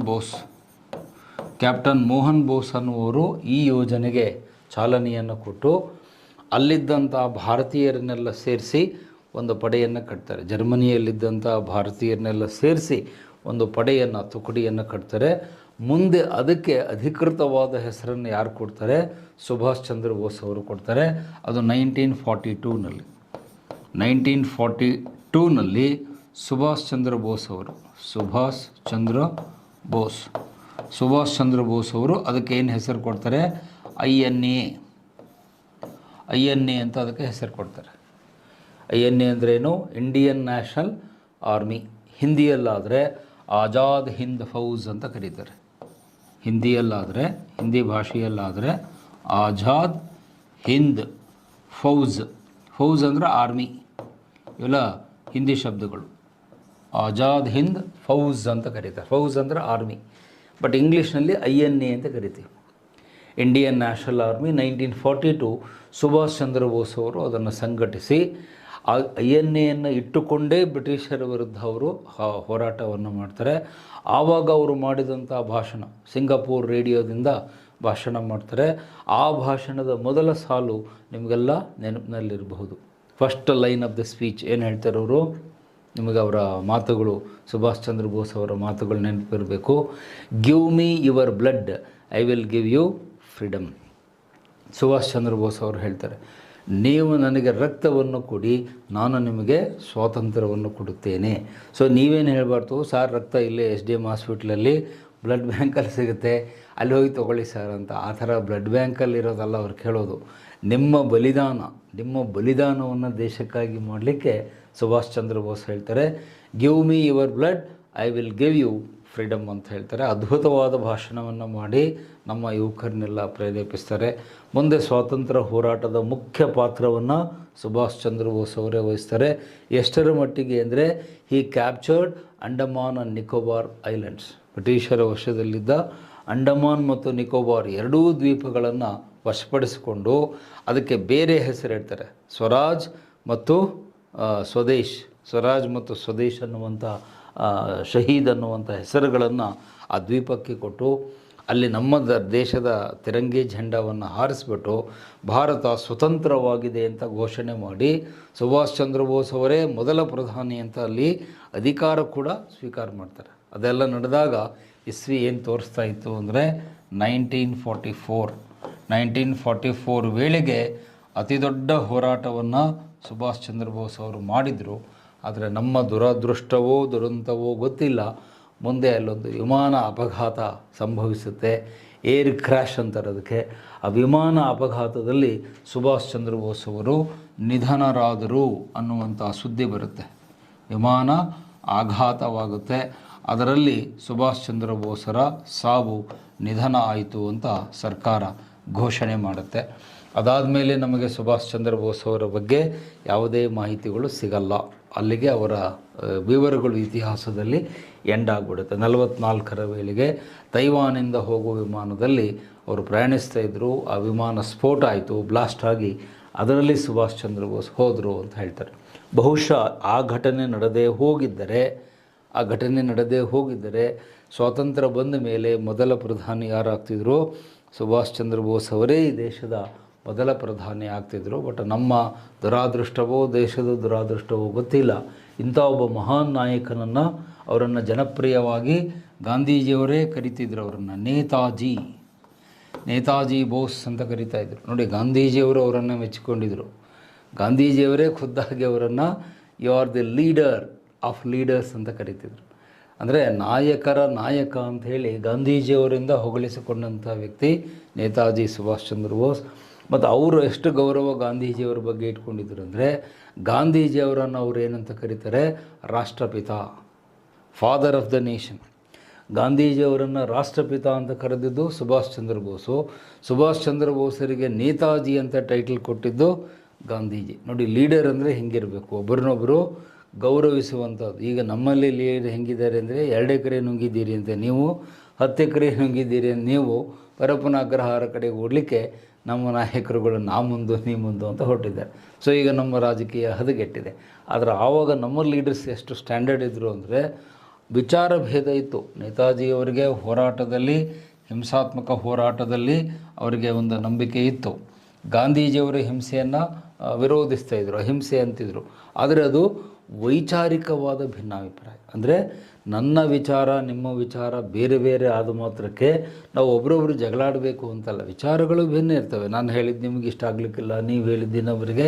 ಹಾಗಂತೇಳಿ ನಾವು AK-47 ರೈಫಲ್ ಹಿಡ್ಕೊಂಡು ಜಗಳಕ್ಕೆ ಹೋಗಬಾರ್ದು. ವಿಚಾರ ಭಿನ್ನತೆ ಬೇರೆ, ನಮ್ಮ ಹೋರಾಟವನ್ನು ದೇಶಕ್ಕಾಗಿ ಮಾಡೋದು ಬೇರೆ. ಸೊ ಇದು ಇವರ ಒಂದು ಗುಣದಲ್ಲಿ ನಾವು ಕಲ್ತ್ಕೊಳ್ತೀವಿ. ಸೊ ಹಾಗಾಗಿ ಆ ಕ್ರಾಂತಿಕಾರಿಗಳ ಹೋರಾಟದಲ್ಲಿ ಎಂಡಲ್ಲಿ ಬರುವುದೇ ಸುಭಾಷ್ ಚಂದ್ರ ಬೋಸ್. ಆ ಕ್ರಾಂತಿಕಾರಿಗಳ ಹೋರಾಟ ಲಾಸ್ಟ್ 44ವರೆಗೂ ಬರುತ್ತೆ. ಅದರ ನೇತೃತ್ವವನ್ನು ಸುಭಾಷ್ ಚಂದ್ರ ಬೋಸ್ ಅವರು ತಮ್ಮ INA ಮೂಲಕ, ಇಂಡಿಯನ್ ನ್ಯಾಷನಲ್ ಆರ್ಮಿ ಮೂಲಕ ಬ್ರಿಟಿಷರ ವಿರುದ್ಧ ಹೋರಾಟ ಮಾಡ್ತಾರೆ. ಮತ್ತು ಅಲ್ಲಿ ಕೊನೆಯ ಪಾಯಿಂಟ್ ಹೇಳಿ ಮುಂದಿನ ವಿಷಯಕ್ಕೆ ಹೋಗ್ತೇನೆ. ಖುದ್ದಾಗಿ ಅಂಬೇಡ್ಕರ್ ಅವರು ಹೇಳ್ತಾರೆ, ತಮ್ಮ ಪುಸ್ತಕದಲ್ಲಿ ಬರೀತಾರೆ, ಬಾಬಾ ಸಾಹೇಬ್ ಅಂಬೇಡ್ಕರ್ ಅವರು ಸ್ವಾತಂತ್ರ್ಯ ಬಂದಿದ್ದು ಕೇವಲ ಗಾಂಧೀಜಿಯವರ ಉಪವಾಸದಿಂದಲ್ಲ, ನೇತಾಜಿ ಸುಭಾಷ್ ಚಂದ್ರ ಬೋಸ್ ಅವರ ಸಂಘಟಿತ ಹೋರಾಟದಿಂದ ಅಂತ ಹೇಳ್ತಾರೆ. ಅಂಬೇಡ್ಕರ್ ಅವರು ಹೇಳ್ತಾರೆ. ಅಂದರೆ ಬರೀ ಗಾಂಧೀಜಿಯವರ ಸತ್ಯಾಗ್ರಹ ಹೋರಾಟ ಅದು ಒಂದರಿಂದನೇ ನಮಗೆ ಸ್ವಾತಂತ್ರ್ಯ ಬರಲಿಲ್ಲ. ಸುಭಾಷ್ ಚಂದ್ರ ಬೋಸ್ ಅವರು ಕೂಡ ಬಹಳ ದೊಡ್ಡ ಪ್ರೆಷರನ್ನು, ಒತ್ತಡವನ್ನು ಬ್ರಿಟಿಷರ ಮೇಲೆ ಹಾಕಿ ಸಶಸ್ತ್ರವಾದ ಹೋರಾಟ, ಆರ್ಮ್ಡ್ ಫೈಟ್ ಅಂತೀವಿ ಅದಕ್ಕೆ ಇಂಗ್ಲೀಷ್ನಲ್ಲಿ, ಸಶಸ್ತ್ರ ಹೋರಾಟವನ್ನು ಅವರು ಮಾಡಿದ್ದರಿಂದ ಸುಭಾಷ್ ಚಂದ್ರ ಬೋಸ್ ಅವರಿಗೆ ಹೆದರಿಕೊಂಡು ಬ್ರಿಟಿಷ್ ಸರ್ಕಾರ ನಮಗೆ ಸ್ವಾತಂತ್ರ್ಯ ಕೊಡುತ್ತೆ. ಬಹುಶಃ ಅವರು ಇನ್ನೊಂದು 2 ವರ್ಷ ಬದುಕಿದರೆ ನಮ್ಮ ಇತಿಹಾಸ ಚರಿತ್ರೆಯೇ ಚೇಂಜ್ ಆಗ್ತಿತ್ತು. ಆದರೆ ನಮ್ಮ ಬ್ಯಾಡ್ ಲಕ್, ನಾವು ಅವರನ್ನು ವಿಮಾನ ಅಪಘಾತದಲ್ಲಿ ಕಳೆದುಕೊಂಡ್ವಿ ಅಂತ. ಸೊ ಹೀಗೆ ಈ ಎಲ್ಲ ಘಟನೆಗಳು ಮತ್ತು ನಾಯಕರನ್ನು ಯಾಕೆ ನಿಮಗೆ ಹೇಳಿದೆ ಅಂದರೆ, ಈಗ ಅದನ್ನು ಕನ್ಕ್ಲೂಡ್ ಮಾಡ್ತೇನೆ. ಭಾರತದ ಹೊರಗಡೆಯೂ ಕೂಡ ನಮ್ಮ ಹೋರಾಟ ಇತ್ತು ಅನ್ನೋದು ನೀವು ನೆನ್ಪಿಟ್ಕೋಬೇಕು. ಆಮೇಲೆ ಇದ್ರ ಮೇಲೆ 1-2 ಗ್ಯಾರಂಟಿ ಕ್ವಶನ್ ಎಕ್ಸಾಮ್ನಲ್ಲಿ ಬಂದೇ ಬರುತ್ತೆ. ಕ್ವಶನ್ ಹೇಗೆ ಕೇಳ್ತಾನೆ, ವಿದೇಶದಲ್ಲಿ ನಡೆದ ಕ್ರಾಂತಿಕಾರಿ ಹೋರಾಟಗಳ ಬಗ್ಗೆ ವಿವರಿಸಿರಿ, ಚರ್ಚಿಸಿರಿ ಅಂತ ಕೇಳಿದರೆ ಈ 5 ವಿಷಯಗಳನ್ನು ಕವರ್ ಮಾಡಬೇಕು. ಲಂಡನ್ನದ್ದು, ಫ್ರಾನ್ಸದ್ದು, ಆಮೇಲೆ ಜರ್ಮನಿ, ಮೆಕ್ಸಿಕೋ, ಆಮೇಲೆ ಈ ಏನು ಇಂಡಿಯನ್ ನ್ಯಾಷನಲ್ ಆರ್ಮಿಯ ಮೂಲಕ ಸುಭಾಷ್ ಚಂದ್ರ ಬೋಸ್ ಅವರ ಹೋರಾಟ, ಇವೆಲ್ಲವನ್ನು ಸಮಗ್ರವಾಗಿ ಸೇರಿಸಿ ನಮ್ಮ ಹೋರಾಟವನ್ನು ಕ್ರಾಂತಿಕಾರಿಗಳು ಭಾರತದ ಆಚೆಗೆ, over the across the ocean ಅಂತ ಹೇಳ್ತೀವಿ, ಸಾಗರದ ಆಚೆಗೂ ಕೂಡ ನಮ್ಮ ಕ್ರಾಂತಿಕಾರಿಗಳು ಹೋರಾಟ ಮಾಡಿದರು. ಹಾಗಾಗಿ ನಮ್ಮ ಹೋರಾಟ ಕೇವಲ ಭಾರತದ ನೆಲಕ್ಕೆ ಅಷ್ಟೇ ಸೀಮಿತವಾಗಿರಲಿಲ್ಲ. ಭಾರತದ ಗಡಿಗಳನ್ನೂ ದಾಟಿ ಬ್ರಿಟಿಷರಿಗೆ ಸೆಡ್ಡು ಹೊಡೆದು ಹೋರಾಟ ಮಾಡಿದ ಸಿಂಹಗಳು, ಇವ್ರನ್ನೆಲ್ಲ ಸಿಂಹಗಳು ಅಂತ ಹೇಳ್ತೀವಿ. ಮದನ್ ಲಾಲ್ ಢಿಂಗ್ರಾ ಇರ್ಬೋದು, MN ರಾಯ್ ಇರ್ಬೋದು, ಲಾಲಾ ಹರ್ದಯಾಳ್ ಇರ್ಬೋದು, ಮೇಡಮ್ ಕಾಮಾ ಇರ್ಬೋದು, ಶ್ಯಾಮ್ಜಿ ಕೃಷ್ಣ ವರ್ಮಾ ಇರ್ಬೋದು, ವೀರೇಂದ್ರನಾಥ್ ಚಟ್ಟೋಪಾಧ್ಯಾಯ, ಇನ್ನು ಅನೇಕ ಜನ ಬರ್ತಾರೆ. ಇವರೆಲ್ಲ ಕಡಿಮೆ ಕ್ರಾಂತಿಕಾರಿಗಳೇನಲ್ಲ. ನಮ್ಮ ದೇಶದ ಒಳಗೆ ಘರ್ಜಿಸಿದ ಹುಲಿಗಳಂತೆ ದೇಶದ ಹೊರಗಡೆ ಘರ್ಜಿಸಿದ ಸಿಂಹಗಳು. ಸೊ ಇವರನ್ನು ಕೂಡ ನಾವು ನೆನಪಿಟ್ಕೋಬೇಕು. ಮತ್ತು ನಮ್ಮ ದೇಶದ ಸ್ವಾತಂತ್ರ್ಯಕ್ಕೆ ಇವರ ಕೊಡುಗೆ ಬಹಳ ಅಮೂಲ್ಯವಾಗಿದೆ, ಅದರಲ್ಲಿ 2ನೇ ಮಾತೇ ಇಲ್ಲ. ಅಮೂಲ್ಯವಾದ ಒಂದು ಕೊಡುಗೆಯನ್ನು ನಮ್ಮ ಫ್ರೀಡಮ್ ಮೂಮೆಂಟಿಗೆ ಈ ಎಲ್ಲ ಧೀಮಂತ ನಾಯಕರು ಕೊಟ್ಟಿದ್ದಾರೆ. ಹಾಗಾಗಿ ಅವರನ್ನು ನಾವು ನೆನಪಿಸ್ಕೊಳ್ಬೇಕು ಮತ್ತು ಅವ್ರಿಗೊಂದು ಶತಕೋಟಿ ಧನ್ಯವಾದಗಳನ್ನು ಇಲ್ಲಿ ಅರ್ಪಿಸಬೇಕು. ಸೊ ಇದರೊಂದಿಗೆ ನಾನು ಆ ಒಂದು ಕ್ರಾಂತಿಕಾರಿಗಳ 2ನೇ ಹಂತದ ಚರ್ಚೆಯನ್ನು ಮುಕ್ತಾಯಗೊಳಿಸಿ, ಸೊ ಈಗ ಪೂರ್ತಿ ಹೊಸದಾದಂಥ ವಿಷಯಕ್ಕೆ ನಾನು ಹೊರಡಬೇಕು. ಎಸ್, ಈಗ ನಿಮ್ಮ ಸ್ಕ್ರೀನ್ ಮೇಲೆ ಕಾಣ್ತಾ ಇದೆ. ಈಗ ನಾವು ನಮ್ಮ ಚರ್ಚೆಯ ಕೊನೆಯ ಹಂತಕ್ಕೆ ಬರ್ತಾಯಿದ್ದೀವಿ. ಸ್ವಾತಂತ್ರ್ಯ ಹೋರಾಟದ ಲಾಸ್ಟ್ ಹಂತಕ್ಕೆ ಬರ್ತಾಯಿದ್ದೀವಿ. ಅದನ್ನು ಗಾಂಧೀಜಿ ಯುಗ ಅಂತ ಕರಿತೀವಿ. ಫಸ್ಟು ಮಾಡ್ರೇಟ್ಸ್ ಬಗ್ಗೆ ತಿಳ್ಕೊಂಡ್ರಿ, ಆಮೇಲೆ ಈಗ ತಾನೇ ಕ್ರಾಂತಿಕಾರಿಗಳ ಚರ್ಚೆಯನ್ನು ಮುಗಿಸಿದೆ. ಈಗ ಕೊನೆಯದಾಗಿ ಅಂತಿಮವಾಗಿ ಬರುವಂಥದ್ದು ಯಾವುದು ಅಂದರೆ ಗಾಂಧೀಜಿಯವರ ಯುಗ. ಎರಾ ಅಂದರೆ ಯುಗ, ಅಲ್ಲಿ ಇಂಗ್ಲೀಷಲ್ಲಿ ಬರೆದಿದ್ದೀನಿ, ಇಂಗ್ಲೀಷ್ ಮೀಡಿಯಂ ಹುಡುಗರಿಗೆ ಅನುಕೂಲ ಆಗಲಿ ಅಂತ. ಕನ್ನಡದಲ್ಲಿ ಯುಗ ಅಂತ ಹೇಳ್ತೀವಿ. ಗಾಂಧೀಜಿ ಯುಗ 1917ರಿಂದ 47ರವರೆಗೆ, ಅಂದರೆ ಎಷ್ಟು ವರ್ಷ? 30 ಇಯರ್ಸ್. ಗಾಂಧೀಜಿಯವರು ನಮ್ಮ ಸ್ವಾತಂತ್ರ್ಯ ಹೋರಾಟಕ್ಕೆ ಗೈಡೆನ್ಸನ್ನು, ಮಾರ್ಗದರ್ಶನವನ್ನು ಕೊಟ್ಟಿದ್ದು 30 ವರ್ಷ, 1917ರಿಂದ 47ರವರೆಗೆ. ಈ 30 ವರ್ಷದಲ್ಲಿ ಏನೆಲ್ಲ ಘಟನೆಗಳು ಆಯಿತು ಅನ್ನೋದು ಈಗ ಅವನ್ನ ಒಂದೊಂದೇ ಸೀರಿಯಲ್ಲಾಗಿ ಹೇಳ್ತಾ ಹೋಗ್ತೀನಿ. ಅದರಲ್ಲಿ ಈ ಸೀಕ್ವೆನ್ಸಲ್ಲಿ ಫಸ್ಟ್ ಬರುವಂಥದ್ದು ಚಂಪಾರಣ್ಯ ಸತ್ಯಾಗ್ರಹ, ಅದು ಬಿಹಾರದಲ್ಲಿ ನಡೆಯುತ್ತೆ. ಖೇಡಾ ಸತ್ಯಾಗ್ರಹ ಗುಜರಾತಲ್ಲಿ ನಡೆಯುತ್ತೆ. ಅಹಮದಾಬಾದ್, ಅದು ಗುಜರಾತಲ್ಲಿ ನಡೆಯುತ್ತೆ. ಖಿಲಾಫತ್ ಮೂಮೆಂಟ್ ಟರ್ಕಿಯಲ್ಲಿ ಸ್ಟಾರ್ಟ್ ಆಗಿ ನಮ್ಮ ದೇಶದಲ್ಲೂ ಕೂಡ ಅದು ಕಾಲಿಡುತ್ತೆ. ಆಮೇಲೆ ಅಸಹಕಾರ ಚಳುವಳಿ, ನಾನ್ ಕೋಪರೇಷನ್ ಮೂಮೆಂಟು ಬರುತ್ತೆ. ಸೊ ಇವುಗಳನ್ನು ಒಂದೊಂದಾಗಿ ತಿಳಿದುಕೊಳ್ಳುವುದಕ್ಕಿಂತ ಮೊದಲು ಒಂದು ಫ್ರೀ ಪೇಜ್ ಕೊಡು ಅವರ ಬರೆಯೋಕ್ಕೆ. ಸೊ ಈಗ ಗಾಂಧೀಜಿಯವರ ಬಗ್ಗೆ ಒಂದಷ್ಟು ಪೂರ್ವಭಾವಿ ಮಾತುಗಳನ್ನು ನೀವು ತಿಳ್ಕೊಳ್ಬೇಕು. ಅವರ ಪೂರ್ತಿ ಹೆಸರು ಏನು ಅಂತ ಮೊದಲು ನಮ್ಮ ವಿದ್ಯಾರ್ಥಿಗಳು ತಿಳ್ಕೊಳ್ಬೇಕು. ಸೊ ಬಹಳಷ್ಟು ವಿದ್ಯಾರ್ಥಿಗಳಿಗೆ ಅವರ ಪೂರ್ತಿ ಹೆಸರು ಏನು ಅಂತಲೇ ಗೊತ್ತಿರಲ್ಲ. ಎಲ್ಲರೂ ಬರೀ ಗಾಂಧಿ ಗಾಂಧಿ ಅಂತ ಅಷ್ಟೇ ಹೇಳ್ತಿರ್ತಾರೆ. ಅವ್ರ ಪೂರ್ತಿ ಹೆಸರು ಏನಪ್ಪ ಅಂದರೆ ಗೊತ್ತಿಲ್ಲ ಬಿಡ್ರಿ, ಪಾಟೀಲ್ ಸರ್ ಕೇಳ್ರಿ ಅಂತ ಮತ್ತು ನನ್ನೇ ಅಡ್ರೆಸ್ ಕೊಡಿಬಿಡ್ರಿ.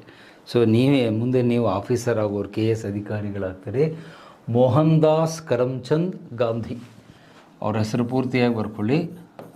ಮೋಹನ್ ದಾಸ್ ಕರಮ್ಚಂದ್ ಗಾಂಧಿ, ಇದು ಅವರ ಪೂರ್ತಿ ಹೆಸರು. ಸೊ ಫಸ್ಟ್ ಅವರ ಹೆಸರನ್ನು ನೀವು ಮೊದಲು ಕರೆಕ್ಟಾಗಿ ತಿಳ್ಕೊಂಡಿರಬೇಕು. ಗಾಂಧೀಜಿಯವರ ಹೆಸರು ಹೇಳ್ರಿ ಅಂದರೆ ನಮಗೆ ಗೊತ್ತಿಲ್ಲ ಅನ್ನಬಾರ್ದು. Mohandas Karamchand Gandhiji, it is a full name. So ಅವರು ಜನಿಸಿದ್ದು 1869. ಅವರ ಹತ್ಯೆ ಕೊಲೆಯಾಗಿದ್ದು 1948, 1948. ಸೊ 1869 1948 ಅವರ ಒಟ್ಟು ಅವಧಿ. ಸೊ ಅವರು ಜನಿಸಿದ್ದು ಗುಜರಾತಿನ ಪೋರ್ಬಂದರ್, ಗುಜರಾತಿನ ಪೋರ್ಬಂದರ್ ಅನ್ನುವ ಸ್ಥಳದಲ್ಲಿ ಅಕ್ಟೋಬರ್ 2ಕ್ಕೆ ಅವರ ಜನನ ಆಗುತ್ತೆ. ಅಕ್ಟೋಬರ್ 2ರಂದು ಪೋರ್ಬಂದರ್ನಲ್ಲಿ ಜನಿಸಿದರು. ಆ ಪ್ಲೇಸನ್ನು ನೆನ್ಪಿಟ್ಕೊಳ್ಳಿ, ಗುಜರಾತ್ನಲ್ಲಿ ಬರುತ್ತೆ. ಪೋರ್ಬಂದರಲ್ಲಿ ಅವರ ಜನನ ಆಗುತ್ತೆ. ಒಂದು ಸಾಂಪ್ರದಾಯಿಕ ಕುಟುಂಬದಲ್ಲಿ ಜನಿಸ್ತಾರೆ. ತಾಯಿ ಪುತಲಿಬಾಯಿ, ಗಾಂಧೀಜಿಯವರ ತಾಯಿ ಪುತಲಿಬಾಯಿ, ಗಾಂಧೀಜಿಯವರ ತಾಯಿ ಪುತಲಿಬಾಯಿ. ತಂದೆ ಮೋಹನ್ ಕರಮ್ಚಂದ್, ತಂದೆ ಕರಮ್ಚಂದ್, ತಾಯಿ ಪುತಲಿಬಾಯಿ ಅಂತ. ಸೊ ಇವರ ಆರಂಭಿಕ ಶಿಕ್ಷಣ ಅವರ ಊರಲ್ಲೇನೆ ಪೋರ್ಬಂದರದಲ್ಲಾಗುತ್ತೆ. ಅದಾದಮೇಲೆ ಕಾಲೇಜು ಶಿಕ್ಷಣಕ್ಕಾಗಿ ಅವ್ರೇನು ಮಾಡ್ತಾರೆ, ರಾಜ್ಕೋಟಿಗೆ ಹೋಗ್ತಾರೆ. ರಾಜ್ಕೋಟಲ್ಲಿ ಕಾಲೇಜ್ ಶಿಕ್ಷಣ ಆಗುತ್ತೆ. ಮುಂದೆ ಬ್ಯಾರಿಸ್ಟರ್ ಪದವಿ ಶಿಕ್ಷಣಕ್ಕಾಗಿ ಏನು ಮಾಡ್ತಾರೆ, ಲಂಡನ್ನಿಗೆ ಹೋಗ್ತಾರೆ. ಬ್ಯಾರಿಸ್ಟರ್ ಪದವಿಯನ್ನು ಮಾಡಿಕೊಳ್ಳುವುದಕ್ಕೆ ಲಂಡನ್ನಿಗೆ ಹೋಗಿ ಅಲ್ಲಿ ಬ್ಯಾರಿಸ್ಟರ್ ಪದವಿಯನ್ನು ಪಡೆದುಕೊಳ್ತಾರೆ. ಪಡೆದುಕೊಂಡ ನಂತರ ಭಾರತಕ್ಕೆ ಬರ್ತಾರೆ. ವಾಪಸ್ ಲಂಡನ್ನಿಂದ ಭಾರತಕ್ಕೆ ಬಂದು ಸ್ವಲ್ಪ ಕಾಲ ಲಾಯರ್ ಆಗಿ ವಕೀಲಿಕೆ ವೃತ್ತಿಯನ್ನು ಪ್ರಾಕ್ಟೀಸ್ ಮಾಡ್ತಾರೆ. ಅಂದರೆ ಪ್ರಾಕ್ಟೀಸಿಂಗ್ ಲಾ ಅಂತ ಹೇಳ್ತೀವಿ. ವಕೀಲಿ ವೃತ್ತಿಯನ್ನು ಪ್ರಾಕ್ಟೀಸ್ ಮಾಡಬೇಕಾದಾಗ ಅವರಿಗೆ ಒಂದು ಕೇಸ್ ಬರುತ್ತೆ. ಅಹಮದ್ ಅನ್ನುವಂಥ ಒಬ್ಬ ವ್ಯಾಪಾರಿ, ಗುಜರಾತಿನ ವ್ಯಾಪಾರಿ, ಅವನದೊಂದು ಸಿವಿಲ್ ಕೇಸ್, ಸಿವಿಲ್ ಸೂಟ್ ಇರುತ್ತೆ. ಎಲ್ಲಿ? ದಕ್ಷಿಣ ಆಫ್ರಿಕಾದಲ್ಲಿ. ಅವನೇನೋ ಒಂದು ವ್ಯಾಪಾರ ಮಾಡ್ತಿರ್ತಾನೆ ದಕ್ಷಿಣ ಆಫ್ರಿಕಾದಲ್ಲಿ. ತನ್ನ ಒಂದು ಕೇಸನ್ನು ಫೈಟ್ ಮಾಡಲಿಕ್ಕೆ ನೀವು ದಕ್ಷಿಣ ಆಫ್ರಿಕಾಕ್ಕೆ ಹೋಗ್ತೀರಾ ಅಂತ ಕೇಳಿದಾಗ ಗಾಂಧೀಜಿಯವರು ಒಪ್ಕೊಳ್ತಾರೆ. ನಾನು ಒಬ್ಬ ಲಾಯರ್ ಆಗಿ ಆಯಿತು ನಿನ್ನ ಕೇಸನ್ನು ನಾನು ವಾದಿಸ್ತೇನೆ ಅಂತ. ಆದರೆ ಅವ್ರು ಇಟ್ಟಂಥ ಕಂಡೀಷನ್ ಕೇಳಿದರೆ ನಿಮಗೆ ಆಶ್ಚರ್ಯ ಆಗುತ್ತೆ ಎಲ್ರಿಗೂ. ಅವ್ರ ಕೇಸ್ ತಗೊಳ್ಳೋಕೆ ಮುಂಚೆ ಗಾಂಧೀಜಿಯವರು ಒಂದು ಮಾತು ಹೇಳ್ತಾರೆ, ನಿನ್ನ ವ್ಯವಹಾರಗಳು ಅಲ್ಲೆಲ್ಲ ಸಕ್ರಮವಾಗಿ ಕರೆಕ್ಟಾಗಿದ್ದರೆ ನಾನು ನಿನ್ನ ಪರವಾಗಿ ವಾದ ಮಾಡ್ತೀನಿ. ನಿನ್ನಿಂದನೇ ಏನಾದರೂ ಅಲ್ಲಿ ತಪ್ಪಾಗಿದ್ದು, ಅಲ್ಲಿಯ ಕಾನೂನು ಉಲ್ಲಂಘನೆ ಆಗಿದ್ದರೆ ನಿನ್ನ ವಿರುದ್ಧನೇ ಕೇಸ್ ಹಾಕ್ತೀನಿ ಅಂತ ಹೇಳ್ತಾರೆ. ನೋಡಿ, ಇಂಥ ಲಾಯರ್ಗಳು ಇವತ್ತಿನವರೆಗೂ ನಾನಂತೂ ನನ್ನ 57 ವರ್ಷಗಳ ಸರ್ವೀಸಲ್ಲಿ ನೋಡಿಲ್ಲ. ಅಂದರೆ ಒಬ್ಬ ಲಾಯರ್ ಎಷ್ಟು ಆನೆಸ್ಟ್ ಆಗಿರಬೇಕು ಅನ್ನೋದು ಗಾಂಧೀಜಿಯವರನ್ನು ನೋಡಿ ಕಲಿಬೇಕು. ಅವ್ರು ಹೇಳ್ತಾರೆ, ನಿನ್ನ ಕೇಸ್ ಕರೆಕ್ಟ್ ಇದ್ರಷ್ಟೇ ನಾನು ವಾದ ಮಾಡ್ತೀನಿ, ನೀನೇ ತಪ್ಪು ಮಾಡಿದರೆ ನಿನ್ನ ವಿರುದ್ಧನೇ ಕೇಸ್ ಸೂಟ್ ಮಾಡ್ತೀನಿ ಅಂತ ಹೇಳಿದ ಮೊದಲು ಈ ದೇಶದ ಲಾಯರು ಮೋಹನ್ ದಾಸ್ ಕರಮ್ಚಂದ್ ಗಾಂಧಿ. ಸೊ ಹಾಗಾಗಿ ಆ ಕೇಸ್ ತೆಗೆದುಕೊಂಡು ಸೌತ್ ಆಫ್ರಿಕಾಕ್ಕೆ ಹೋಗ್ತಾರೆ. ಆವಾಗ ಕ್ಯಾಲೆಂಡರ್ ಏನು ತೋರಿಸುತ್ತೆ, 1893 ಸೌತ್ ಆಫ್ರಿಕಾಗೆ ಹೋಗ್ತಾರೆ. ಸೌತ್ ಆಫ್ರಿಕಾಕ್ಕೆ ಅವರು ಹೋಗಿದ್ದು ಈ ವರ್ಷ, ಒಂದು ಇದನ್ನು ನೆನ್ಪಿಟ್ಕೊಳ್ಳಿ, ಇಸ್ವಿಯನ್ನು 1893 ಸೌತ್ ಆಫ್ರಿಕಾಗೆ ಹೋಗ್ತಾರೆ. ಅಲ್ಲಿ ಸ್ವಲ್ಪ ಹೆಚ್ಚು ಕಡಿಮೆ 15 ವರ್ಷಗಳ ಕಾಲ ದಕ್ಷಿಣ ಆಫ್ರಿಕಾದಲ್ಲಿರ್ತಾರೆ. ಆ ದಕ್ಷಿಣ ಆಫ್ರಿಕಾದಲ್ಲಿ ಇದ್ದಾಗ ಒಬ್ಬ ವ್ಯಕ್ತಿ ಇವರ ಮೇಲೆ ಪ್ರಭಾವ ಬೀರ್ತಾನೆ. ಅದನ್ನು ನಿಮ್ಮ ಎಕ್ಸಾಮ್ನಲ್ಲಿ ಕೇಳ್ತಾರೆ. ಆ ಪ್ರಭಾವ ಬೀರಿದ ವ್ಯಕ್ತಿ ಯಾರು ಅಂದರೆ ಜಾನ್ ರಸ್ಕಿನ್ ಅನ್ನುವಂಥ ವ್ಯಕ್ತಿ ಗಾಂಧೀಜಿಯವರ ಮೇಲೆ ಪ್ರಭಾವ ಬೀರ್ತಾನೆ. ಕಾರಣ ಇಷ್ಟೇ, ಅವನು ಬರೆದಂಥ ಪುಸ್ತಕ ಓದಿದ ಮೇಲೆ ಗಾಂಧೀಜಿಯವರ ಮನಸ್ಸು ಬದಲಾಗುತ್ತೆ. ನೋಡಿ, ಗಾಂಧೀಜಿಯವರಿಗೂ ನಮಗೂ ಇರೋ ವ್ಯತ್ಯಾಸ ಇಷ್ಟೇ. ನಾವು ಪುಸ್ತಕ ಓದ್ತೀವಿ, ಅವರು ಪುಸ್ತಕ ಓದ್ತಾರೆ. ನಾವು ಪುಸ್ತಕ ಓದಿದ ಮೇಲೆ ಅದನ್ನು ಗುಜರಿ ಅಂಗಡಿಗೆ ಹಾಕ್ತೀವಿ, ತೂಕಕ್ಕೆ ಹಾಕಿ 2 ರೂಪಾಯಿ kg 3 ರೂಪಾಯಿ kg ಅಂತ. ಆದರೆ ಗಾಂಧೀಜಿಯವರು ಓದಿದ ಈ ಪುಸ್ತಕ ಅನ್ ಟು ದ ಲಾಸ್ಟ್ ಅಂತ ಅದರ ಟೈಟ್ಲು, ಜಾನ್ ರಸ್ಕಿನ್ ಅವರು ಬರೆದಿದ್ದು. ಅದನ್ನು ಓದಿ ಅವರ ಮನಸ್ಸೇ ಪರಿವರ್ತನೆ ಆಗುತ್ತೆ. It changed the personality of the Mahatma, it moulded the personality of Mahatma ಅಂತ ಬಿಪಿನ್ ಚಂದ್ರ ಹೇಳ್ತಾರೆ. ಆ ಪುಸ್ತಕ ಓದಿದ ಮೇಲೆ ಅವರ ಜೀವನದಲ್ಲಿ ಬಹಳ ದೊಡ್ಡ ಬದಲಾವಣೆ ಆಗ್ತದೆ. ಮತ್ತು ಸ್ವತಃ ಗಾಂಧೀಜಿಯವರು ಹೇಳ್ತಾರೆ, this single book changed my entire life ಅಂತ ಹೇಳ್ತಾರೆ ಅವ್ರ ಮುಂದೆ. ಈ ಒಂದು ಪುಸ್ತಕ ನನ್ನ ಬದುಕಿನ ದಾರಿಯನ್ನೇ ಬದಲಾಯಿಸಿಬಿಡ್ತು ಅಂತ ಹೇಳ್ತಾರೆ. ಮತ್ತು ಈ ಜಾನ್ ರಸ್ಕಿನ್ ಅವರು ಒಂದು ಆಶ್ರಮ ಕೂಡ ಕಟ್ಟಿರ್ತಾರೆ. ಅದರ ಹೆಸರು ಟಾಲ್ಸ್ಟಾಯ್ ಆಶ್ರಮ ಅಂತ, ಟಾಲ್ಸ್ಟಾಯ್ ಫಾರ್ಮ್ ಅಂತ ಕರೀತಾರೆ. ನಮ್ಮ ಭಾರತೀಯ ಭಾಷೆಯಲ್ಲಿ ನಾವೇನು ಹೇಳ್ತೀವಿ, ಆಶ್ರಮ ಅಂತ ಕರಿತೀವಿ ಅಷ್ಟೇ. ಇಂಗ್ಲೀಷಲ್ಲಾದರೆ ಫಾರ್ಮ್ ಅಂತೀವಿ, ಟಾಲ್ಸ್ಟಾಯ್ ಫಾರ್ಮ್ ಅಂತೀವಿ. ಕನ್ನಡದಲ್ಲಿ ಆಶ್ರಮ ಅನ್ನೋ ಪದ ಬಳಕೆಯಾಗುತ್ತೆ. ಟಾಲ್ಸ್ಟಾಯ್ ಆಶ್ರಮವನ್ನು ಅವರು ಕಟ್ಟಿದ್ರು. ಅಲ್ಲಿ 5-6 ವರ್ಷಗಳ ಕಾಲ ಇದ್ದು ಅವರಿಂದ ಅನೇಕ ವಿಷಯಗಳನ್ನು ಕಲಿತುಕೊಂಡು ತಮ್ಮ ವ್ಯಕ್ತಿತ್ವವನ್ನು ತಿದ್ದುಕೊಳ್ತಾರೆ. ಇದನ್ನು ಗಾಂಧೀಜಿಯವರ ಪ್ರಯೋಗ ಶಾಲೆ ಅಂತ ಹೇಳ್ತೀವಿ. ಈ ಟಾಲ್ಸ್ಟಾಯ್ ಏನಿದೆಯಲ್ಲ ಆಶ್ರಮ, ಇದು ವ್ಯಕ್ತಿತ್ವ ನಿರ್ಮಾಣಕ್ಕೆ ಬಹಳ ಮುಖ್ಯವಾದ ಪಾತ್ರ ವಹಿಸುತ್ತೆ. ಗಾಂಧೀಜಿಯವರ ವ್ಯಕ್ತಿತ್ವ ನಿರ್ಮಾಣಗೊಂಡಿದ್ದೇ ಈ ಟಾಲ್ಸ್ಟಾಯ್ ಫಾರ್ಮ್ನಲ್ಲಿ ಅಂತ. ಅಲ್ಲಿಂದ ಮುಂದೆ ಸೌತ್ ಆಫ್ರಿಕಾದ ರಾಜಕೀಯದಲ್ಲಿ ಅವರು ಪ್ರವೇಶ ತೆಗೆದುಕೊಳ್ತಾರೆ. ಒಂದು ಪತ್ರಿಕೆ ಮತ್ತು ಒಂದು ಸಂಸ್ಥೆಯ ಒಂದು ಸಂಘವನ್ನು ಕಟ್ತಾರೆ.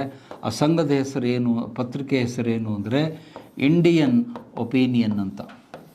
ಇಂಡಿಯನ್ ಒಪಿನಿಯನ್ ಅನ್ನುವಂಥ ಪತ್ರಿಕೆಯನ್ನು ಅವರು ಸೌತ್ ಆಫ್ರಿಕಾದಲ್ಲಿ ಸ್ಟಾರ್ಟ್ ಮಾಡ್ತಾರೆ. ಅವರು ಗಾಂಧೀಜಿಯವರು ಸ್ಟಾರ್ಟ್ ಮಾಡಿದ ಮೊದಲ ಪತ್ರಿಕೆ ಇಂಗ್ಲೀಷ್ನಲ್ಲಿ. ಮತ್ತೊಂದು ಸಂಸ್ಥೆಯನ್ನು ಕೂಡ ಕಟ್ತಾರೆ. ಆ ಸಂಸ್ಥೆ ಹೆಸರೇನು ಅಂದರೆ Natal Indian association. Natal Indian association ಅನ್ನುವ ಸಂಸ್ಥೆಯನ್ನು ಕಟ್ಟಿ ಅಲ್ಲಿರುವಂಥ ಭಾರತೀಯರನ್ನು ಸಂಘಟಿಸಿ ಅವರೇನು ಮಾಡ್ತಾರೆ, ಅಲ್ಲಿದ್ದಂಥ ಸರ್ಕಾರದ ವಿರುದ್ಧ ಹೋರಾಟ ಮಾಡಿ. ನಟಾಲ್ ಅನ್ನೋದು ಪ್ರಾಂತ್ಯದ ಹೆಸರು. ನಟಾಲ್ ಇಂಡಿಯನ್ ಅಸೋಸಿಯೇಷನ್ ಅಂತ ಕಟ್ಟಿ ಅವರು ಹೋರಾಟ ಮಾಡ್ತಾರೆ. ಮತ್ತು ಜೊತೆಗೆ ಅಲ್ಲಿದ್ದಂಥ ಜನಾಂಗ ತಾರತಮ್ಯದ ವಿರುದ್ಧ ಹೋರಾಟ ಮಾಡ್ತಾರೆ. ಫಾಟ್ ಅಗೇನ್ಸ್ಟ್ ರೇಸಿಸಮ್. ಅಲ್ಲೂ ಕೂಡ ಬ್ರಿಟಿಷರು ಜನಾಂಗ ತಾರತಮ್ಯವನ್ನು ಮಾಡ್ತಾಯಿದ್ರು. ಬಿಳಿಯರು ಕರಿಯರು ಅನ್ನುವಂಥ ನೀತಿಯನ್ನು ಅವರು ಫಾಲೋ ಮಾಡ್ತಿದ್ರು. ಜನಾಂಗ ಭೇದ ನೀತಿ ಅಂತ ಹೇಳ್ತಾರೆ. ವೈಟ್ಸ್ ಆ್ಯಂಡ್ ಬ್ಲ್ಯಾಕ್ಸ್ ಅನ್ನುವಂಥ ತಾರತಮ್ಯ ಮಾಡ್ತಾರೆ. ಸ್ವತಃ ಗಾಂಧೀಜಿಯವರು ಏನಾಗಿರ್ತಾರೆ, ಇದಕ್ಕೆ ಬಲಿಯಾಗಿರ್ತಾರೆ. ಗಾಂಧೀಜಿಯವರೇ ಯಾಕೆ ಬಲಿಯಾಗಿದ್ದರು ಅನ್ನೋದಕ್ಕೆ ಒಂದು ಘಟನೆ ನೀವೆಲ್ಲ ಕೇಳಿದ್ದೀರಿ. ಅವರು ರೈಲ್ವೆ ಬೋಗಿಯಲ್ಲಿ ಹೋಗಬೇಕಾದಾಗ ಗಾಂಧೀಜಿಯವರನ್ನು ಆ ಬೋಗಿಯಿಂದ ಹೊರಗೆ ಕಳಿಸ್ಬಿಡ್ತಾರೆ, ಬೋಗಿಯಿಂದ ಹೊರಗೆ ತಳ್ಳಿಬಿಡ್ತಾರೆ. ಕಾರಣ ಏನು, that bogie was reserved only for white people. ಬಿಳಿಯ ಜನರಿಗೆ ಮಾತ್ರ ಸೀಮಿತವಾಗಿತ್ತು. ನೀವು ಕಪ್ಪು ವ್ಯಕ್ತಿಗಳು ಹೇಗೆ ಹತ್ತಿದ್ರಿ ಅಂತ ಹೇಳಿದಾಗ ಗಾಂಧೀಜಿಯವರು ಹೇಳ್ತಾರೆ, I have A valid ticket. ನನ್ನ ಬಳಿ ವ್ಯಾಲಿಡ್ ಟಿಕೆಟ್ ಇದೆ, ನಾನು ಹತ್ತಿದರೆ ಏನು ತಪ್ಪು ಅಂತ. ಅದರ ಬ್ರಿಟಿಷ್ ಅಧಿಕಾರಿ ಹೇಳ್ತಾನೆ, ಅವರು ಗಾಂಧೀಜಿಯವರ ಹೆಸರು ಹೇಳಿ ಹೇಳ್ತಾರೆ, mister Mohan Das, your ticket is valid but not the colour of the skin ಅಂತ ಹೇಳ್ತಾರೆ. ನಿಮ್ಮ ಟಿಕೆಟ್ ವ್ಯಾಲಿಡ್ ಇರಬಹುದು, ಆದರೆ ನಿಮ್ಮ ಚರ್ಮದ ಬಣ್ಣ ವ್ಯಾಲಿಡ್ ಇಲ್ಲ. ನೀವು ಕರಿಯರು, ಕಪ್ಪು ಜನರು, ಹಾಗಾಗಿ ಈ ಬೋಗಿಯಲ್ಲಿ ಹತ್ತಬಾರ್ದು ಅಂತ ಟ್ರೈನಿಂದ ಗಾಂಧೀಜಿಯವರನ್ನು ಹೊರಗೆ ತಳ್ತಾರೆ. ಆವಾಗ ಗಾಂಧೀಜಿಯವರು ಡಿಸೈಡ್ ಮಾಡಿದ್ದು, ಈ ಜನಾಂಗ ಭೇದಿಯ ನೀತಿಯ ವಿರುದ್ಧ ನಾನು ಹೋರಾಟ ಮಾಡಲೇಬೇಕು. ಮತ್ತು ಗಾಂಧೀಜಿಯವರು ಮೊದಲ ಉಪವಾಸವನ್ನು ಕೈಗೊಂಡಿದ್ದು ಎಲ್ಲಿ ಅಂದರೆ ಸೌತ್ ಆಫ್ರಿಕಾದಲ್ಲಿ. ಆ ಪ್ಲೇಸ್ ನೆನಪಿಟ್ಕೊಳ್ಳಿ, ಡರ್ಬಾನ್. ಸೌತ್ ಆಫ್ರಿಕಾದ ಡರ್ಬಾನ್ನಲ್ಲಿ 1905ರಲ್ಲಿ ಮೊದಲ ಸತ್ಯಾಗ್ರಹ ಮಾಡ್ತಾರೆ. ಫಸ್ಟ್ ಸತ್ಯಾಗ್ರಹ. ಗಾಂಧೀಜಿಯವರು ಕೈಗೊಂಡಂಥ ಮೊದಲ ಸತ್ಯಾಗ್ರಹ ಎಲ್ಲಿ ಅಂತ ಹೇಳಿದರೆ ದಟ್ ಈಸ್ ಇನ್ ಡರ್ಬಾನ್, ಸೌತ್ ಆಫ್ರಿಕಾದ ಡರ್ಬಾನ್ ಪ್ರಾಂತದಲ್ಲಿ 1905ರಲ್ಲಿ ಮೊದಲ ಸತ್ಯಾಗ್ರಹವನ್ನು ಕೈಗೊಳ್ತಾರೆ. 2005ಕ್ಕೆ ನಾವು ಅದರ ಶತಮಾನೋತ್ಸವ ಆಚರಿಸಿದ್ವಿ. 2005ಗೆ 100 ಇಯರ್ಸ್ ಆಯಿತು ಅಂತ ಹೇಳಿ ಅದನ್ನು ಉದ್ಘಾಟನೆ ಮಾಡಲಿಕ್ಕೆ ನಮ್ಮ ಅಂದಿನ ಪ್ರಧಾನಮಂತ್ರಿ ಮನಮೋಹನ್ ಸಿಂಗ್ ಅವರು ದಕ್ಷಿಣ ಆಫ್ರಿಕಾಕ್ಕೆ ಹೋಗಿ ಗಾಂಧೀಜಿಯವರು ಕುಳಿತ ಜಾಗದಲ್ಲಿ ಇವರು ಕೂತ್ಕೊಂಡು 1 ತಾಸು ಸತ್ಯಾಗ್ರಹ ಮಾಡಿ ಎದ್ದು ಬಂದಿದ್ದು ನೀವೆಲ್ಲ ನೆನಪಿರಬೇಕು. ಅಂದರೆ ಆ ಒಂದು ನೆನಪಿಗಾಗಿ, ಗಾಂಧೀಜಿಯವರ ನೆನಪಿಗಾಗಿ ಅದನ್ನು ಮಾಡಿರುವಂಥದ್ದು. ಸೊ ಹಾಗಾಗಿ ಇವೆಲ್ಲ ಹೋರಾಟಗಳನ್ನು ದಕ್ಷಿಣ ಆಫ್ರಿಕಾದಲ್ಲೂ ಮಾಡಿ ಕೊನೆಗೆ ಭಾರತಕ್ಕೆ ಬರ್ತಾರೆ. ಭಾರತಕ್ಕೆ ಬಂದಿದ್ದು ಯಾವಾಗ? ಬ್ಯಾಕ್ ಟು ಇಂಡಿಯಾ ಅಂತ ಹೇಳ್ತೀವಿ. ಆಫ್ರಿಕಾದಿಂದ, ಸೌತ್ ಆಫ್ರಿಕಾದಿಂದ ಭಾರತಕ್ಕೆ ಬಂದಿದ್ದು ಯಾವುದು ಅಂತ ಆ ಡೇಟ್ ನೆನ್ಪಿಟ್ಕೋಬೇಕು. ಎಕ್ಸಾಮ್ನಲ್ಲಿ ನಿಮಗೆ ಡೇಟ್ ಕೇಳ್ತಾನೆ. 9th ಜನವರಿ 1915 ಭಾರತಕ್ಕೆ ಬಂದರು. ಭಾರತಕ್ಕೆ ವಾಪಸ್ಸಾದರು. ಅಲ್ಲಿಂದ ಬಂದು ಭಾರತಕ್ಕೆ ವಾಪಸ್ಸಾಗ್ತಾರೆ. ಭಾರತಕ್ಕೆ ವಾಪಸ್ ಬಂದ ಕೂಡಲೇ ಅವರ ಮೇಲೆ ಪ್ರಭಾವ ಬೀರಿದಂಥ ಒಬ್ಬ ವ್ಯಕ್ತಿಯನ್ನು ಇಲ್ಲಿ ನಾನು ನಿಮಗೆ ನೆನಪಿಸ್ಬೇಕು. ಮತ್ತು ಈ ಡೇಟ್ ಯಾಕೆ ನಿಮಗೆ ಇಂಪಾರ್ಟೆಂಟು ಎಕ್ಸಾಮಿಗೆ ಅಂದರೆ, ಇದನ್ನು ಪ್ರವಾಸಿ ಭಾರತೀಯ ದಿವಸ್ ಅಂತ ಆಚರಿಸ್ತೇವೆ. ಜನವರಿ 9 ನಿಮಗೆ ಎಜಿಕೆನೆಲ್ಲ ಓದ್ತಿರ್ತೀರಿ. ಜನವರಿ 9 ಪ್ರವಾಸಿ ಭಾರತೀಯ ದಿನ ಅಂತ ಯಾಕೆ ಆಚರಿಸ್ತಾರೆ ಅಂದರೆ, Gandhiji was the first NRI. ನಮ್ಮ ಇತಿಹಾಸದಲ್ಲಿ ಭಾರತ ಬಿಟ್ಟು ಹೊರಗೆ ಹೋದ ಮೊದಲ ವ್ಯಕ್ತಿ ಯಾರು ಅಂದರೆ ಗಾಂಧೀಜಿ. ಹಾಗಾಗಿ ಅವರನ್ನು NRI ಅಂತ ಹೇಳ್ತೀವಿ, ನಾನ್ ರೆಸಿಡೆಂಟ್ ಇಂಡಿಯನ್ ಅಂತ ಕರಿತೇವೆ. ಸೊ ಅದರ ನೆನಪಿಗಾಗಿ ನಾವು 9ನೇ ಜನವರಿಯನ್ನು ಈಗಲೂ ಕೂಡ ಆಚರಿಸ್ತೇವೆ. ಸೊ ಭಾರತಕ್ಕೆ ಬಂದ ಮೇಲೆ ಇವರ ಮೇಲೆ ಪ್ರಭಾವ ಬೀರಿದ ವ್ಯಕ್ತಿ ಯಾರು ಅಂದರೆ, ಅದನ್ನು ನಾನು ಹಿಂದಿನ ಚರ್ಚೆಯಲ್ಲಿ ನಿಮಗೆ ಹೇಳಿದ್ದೆ, GK ಗೋಖಲೆ.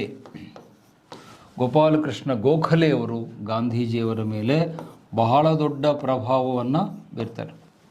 ಭಾಳ ದೊಡ್ಡ ಪ್ರಭಾವವನ್ನು ಬೀರಿದರು. ಎಷ್ಟರ ಮಟ್ಟಿಗೆ ಅಂತ ಹೇಳಿದರೆ, ಸ್ವತಃ ಗಾಂಧೀಜಿಯವರು ಹೇಳ್ತಾರೆ, ನಾನು ಹೇಳೋದಲ್ಲ, I am quoting the words from the Mahatma. ಅವರ ಆತ್ಮಚರಿತ್ರೆಯಲ್ಲಿ ಹೇಳ್ತಾರೆ, ಮೈ ಎಕ್ಸ್ಪೆರಿಮೆಂಟ್ಸ್ ವಿತ್ ಟ್ರೂತ್. ಗಾಂಧೀಜಿಯವರ ಆತ್ಮಚರಿತ್ರೆ ನೀವೆಲ್ಲ ಓದಿದ್ದೀರಿ. ಓದಿಲ್ಲ ಅಂದರೆ ಸ್ವಲ್ಪ ಪರೀಕ್ಷೆ ಮುಗಿದ ಮೇಲೆ ಓದಿರಿ ದಯವಿಟ್ಟು. ಕನ್ನಡದಲ್ಲೂ ಇದೆ, ಇಂಗ್ಲೀಷ್ನಲ್ಲೂ ಇದೆ. ಸತ್ಯದೊಂದಿಗೆ ನನ್ನ ಪ್ರಯೋಗಗಳು ಅಂತ ಇಂಗ್ಲೀಷ್ನಲ್ಲಿ ಮೈ ಎಕ್ಸ್ಪೆರಿಮೆಂಟ್ಸ್ ವಿತ್ ಟ್ರುತ್ ಅಂತ ಗಾಂಧೀಜಿಯವರು ಬರೆದಿದೆ. ಕೇವಲ 20 ರೂಪಾಯಿ. ನೀವೊಂದು ಮಸಾಲೆ ದೋಸೆನೋ ಪ್ಲೇನ್ ದೋಸೆ ತಿಂದರೆ ಖರ್ಚಾಗುತ್ತೆ. ಯಾಕಂದ್ರೆ ನಮ್ಮ ಹುಡುಗರು ಏನಾದ್ರು ಹೇಳಿದ ತಕ್ಷಣ ದುಡ್ಡಿಲ್ಲ ಅಂತಾರೆ. 20 ರೂಪಾಯಿ ನೀವು ಎಲ್ಲರ ಜೇಬಲ್ಲೂ ಇರುತ್ತೆ ಖಂಡಿತವಾಗಿಯೂ.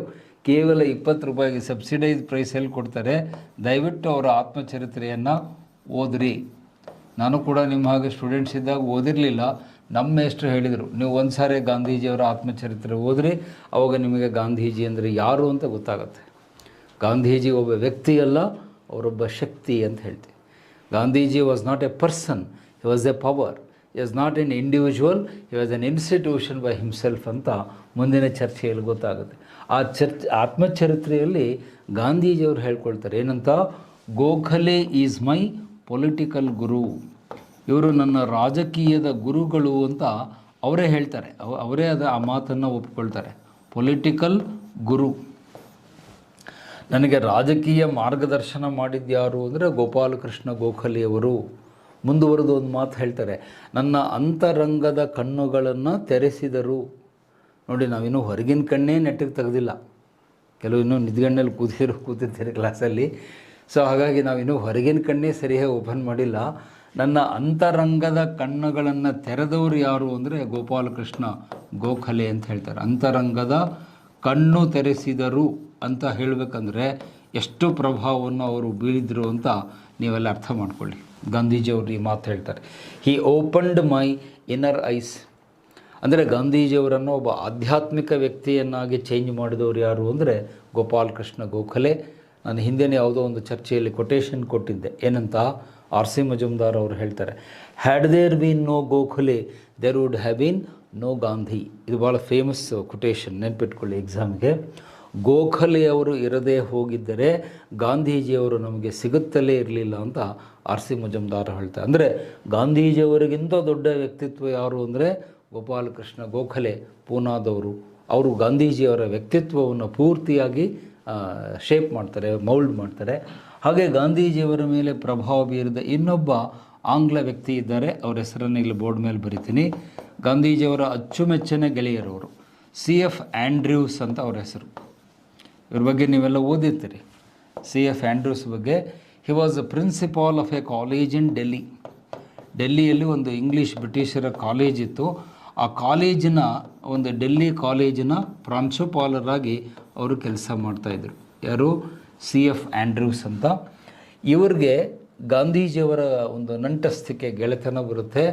ಅವರಿಬ್ಬರ ಗೆಳೆತನ ಎಷ್ಟು ಆತ್ಮೀಯವಾಗುತ್ತೆ ಅಂದರೆ, ಮುಂದೆ ಗಾಂಧೀಜಿಯವರು ಯಾವಾಗಲೇ ದೆಹಲಿಗೆ ಹೋದರೆ ಇವ್ರ ಮನೆಯಲ್ಲಿ ಹೇಳ್ಕೊಳ್ತಾ ಇದ್ದರು. CF ಆ್ಯಂಡ್ರ್ಯೂಸ್ ಅವ್ರ ಮನೆಯಲ್ಲಿದ್ದೇ ಚರ್ಚೆಗಳನ್ನ ಮಾಡ್ಕೊಂಡು ಬರ್ತಿದ್ರು. ಈ CF ಆ್ಯಂಡ್ರ್ಯೂಸ್ ಅವ್ರಿಗೂ ಕೂಡ ಒಂದು ಟೈಟಲ್ ಇದೆ, ಏನಂತ? ದೀನಬಂಧು. ಸೊ ಇದು ನಿಮಗೆ ಎಕ್ಸಾಮ್ನಲ್ಲಿ ಕೇಳಿದ್ದಾನೆ. ದೀನಬಂಧು ಯಾರು ಅಂತ ಹೇಳಿದರೆ ನೀವು CF ಆ್ಯಂಡ್ರ್ಯೂಸ್ ಅಂತ ಹೇಳಬೇಕು. ಯಡಿಯೂರಪ್ಪನವರು ಅಂತ ಹೇಳಬಾರ್ದು. ದೀನಬಂಧು ಯಡಿಯೂರಪ್ಪನವರು, ಈಶ್ವರಪ್ಪನವರು ಅಂತ ನಮ್ಮ ಈ ಲೋಕಲ್ ಲೀಡರ್ಗಳ ಹೆಸರು ಹೇಳಿಬಿಡಿ. ದೀನಬಂಧು ಯಾರು ಅಂದರೆ CF ಆ್ಯಂಡ್ರ್ಯೂಸ್ ಅಂತ ಹಿಸ್ಟ್ರಿಯಲ್ಲಿ ಬಹಳ ಫೇಮಸ್ ಆಗಿದ್ದಾರೆ. ಮತ್ತು ಈ ಎರಡು ಟೈಟಲ್ ನಡುವೆ ಹುಡುಗರಿಗೆ ಯಾವಾಗಲೂ ಗೊಂದಲ ಇರುತ್ತೆ. ಒಂದು ದೀನಬಂಧು, ಇನ್ನೊಂದು ದೇಶಬಂಧು. ಸಾಮಾನ್ಯವಾಗಿ ಸ್ಟೂಡೆಂಟ್ಸ್ ಕನ್ಫ್ಯೂಸ್ ಆಗೋದು ಇವೆರಡು ಪಾಯಿಂಟ್ ಮೇಲೆ. ದೇಶಬಂಧು ಯಾರು ಅಂತ ಕೇಳಿದರೆ ನೀವು ಯಾರ ಹೆಸರು ಹೇಳಬೇಕು? CR ದಾಸ್, ಚಿತ್ತರಂಜನ್ ದಾಸ್ ಅಂತ ದೊಡ್ಡ ಅಡ್ವೊಕೇಟ್ ಬಂಗಾಳದಲ್ಲಿದ್ದರು. ಸೊ ಚಿತ್ತರಂಜನ್ ದಾಸ್ ಅವರಿಗೆ ದೇಶಬಂಧು ಅಂತ ಟೈಟಲ್ ಇತ್ತು. CF ಆ್ಯಂಡ್ರ್ಯೂಸ್ ಅವರಿಗೆ ದೀನಬಂಧು ಅಂತ ಟೈಟಲ್ ಇತ್ತು. ಸೊ ಇವರು ಗಾಂಧೀಜಿಯವರ ಅಚ್ಚುಮೆಚ್ಚಿನ ಗೆಳೆಯರು, ಫೇವರೆಟ್ ಫ್ರೆಂಡ್ ಆಫ್ ಗಾಂಧೀಜಿ. ಭಾಳ ಆತ್ಮೀಯರಾದ ಗೆಳೆಯರು ಗಾಂಧೀಜಿಯವರಿಗೆ. ಅವರ ಗೆಳೆತನ, ಅವರ ನಡುವೆ ಪತ್ರ ವ್ಯವಹಾರಗಳು ಸಾಕಷ್ಟಾಗಿವೆ. ಸೊ ಇದು ಅವರ ವ್ಯಕ್ತಿತ್ವದ ಮೇಲೆ ಪ್ರಭಾವ ಬೀರಿದ ವ್ಯಕ್ತಿ. ಇನ್ನು ಲಾಸ್ಟಲ್ಲಿ ಇನ್ನೊಂದು ಮಾತನ್ನು ಗಾಂಧೀಜಿಯವರ ಬಗ್ಗೆ ಹೇಳಬೇಕು.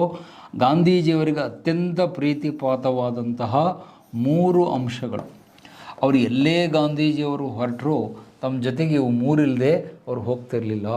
ಅದನ್ನು ಗಾಂಧೀಜಿಯವರ ಸಂಗಾತಿಗಳು ಅಂತ ಕರೀತಾರೆ ಹಿಸ್ಟ್ರಿಯಲ್ಲಿ. ಕಂಪ್ಯಾನಿಯನ್ಸ್ ಆಫ್ ಗಾಂಧೀಜಿ. ಗಾಂಧೀಜಿಯವರು ಎಲ್ಲೇ ಹೋಗಲಿ ಇವು 3 ವಸ್ತುಗಳು ಇಲ್ಲದೇ ಅವರು ಹೋಗ್ತಿರಲಿಲ್ಲ. ಇದರ ಬಗ್ಗೆ ಕೂಡ ನಿಮಗೆ KSL ಕೇಳಿದ್ದಾನೆ. ಗಾಂಧೀಜಿಯವರ ಸಂಗಾತಿಗಳು ಅಂದರೆ ಯಾರು ಅಂತ ಕೇಳಿದರೆ ನಮ್ಮಲ್ಲಿ ಭಾಳಷ್ಟು ವಿದ್ಯಾರ್ಥಿಗಳಿಗೆ ಗೊತ್ತಿರಲ್ಲ. ಆ 3 ಸಂಗಾತಿಗಳು ಯಾವುದು ಅಂತ ಹೇಳ್ತೀನಿ. ನಂಬರ್ 1 ಚರಕ.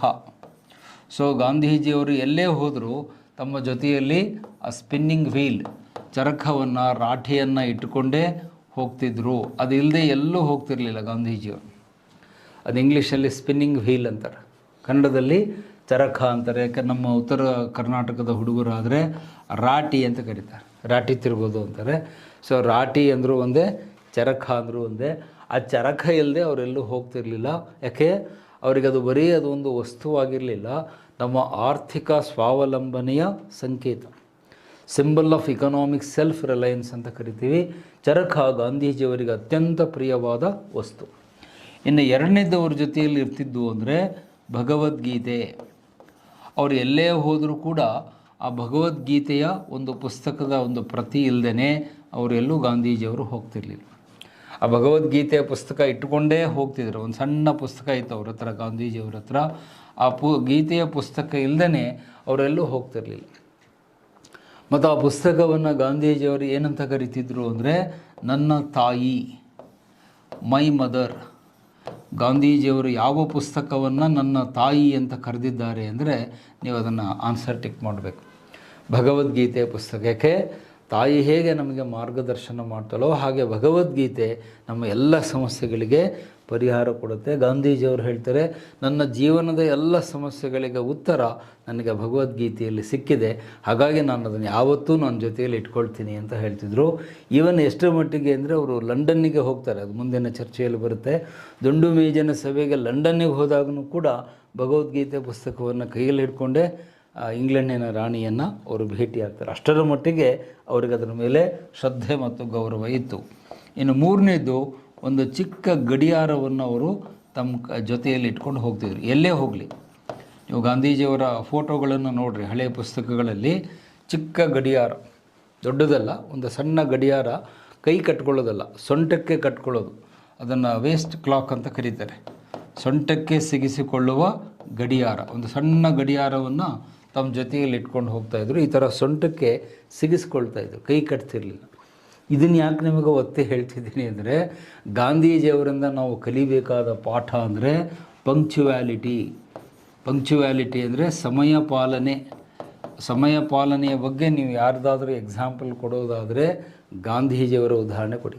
ಅವರು ಎಲ್ಲೂ ಕೂಡ ಯಾವುದೇ ಸಭೆ ಸಮಾರಂಭಗಳಿಗೆ 1 ನಿಮಿಷ ತಡವಾಗಿ ಹೋದವರಲ್ಲ.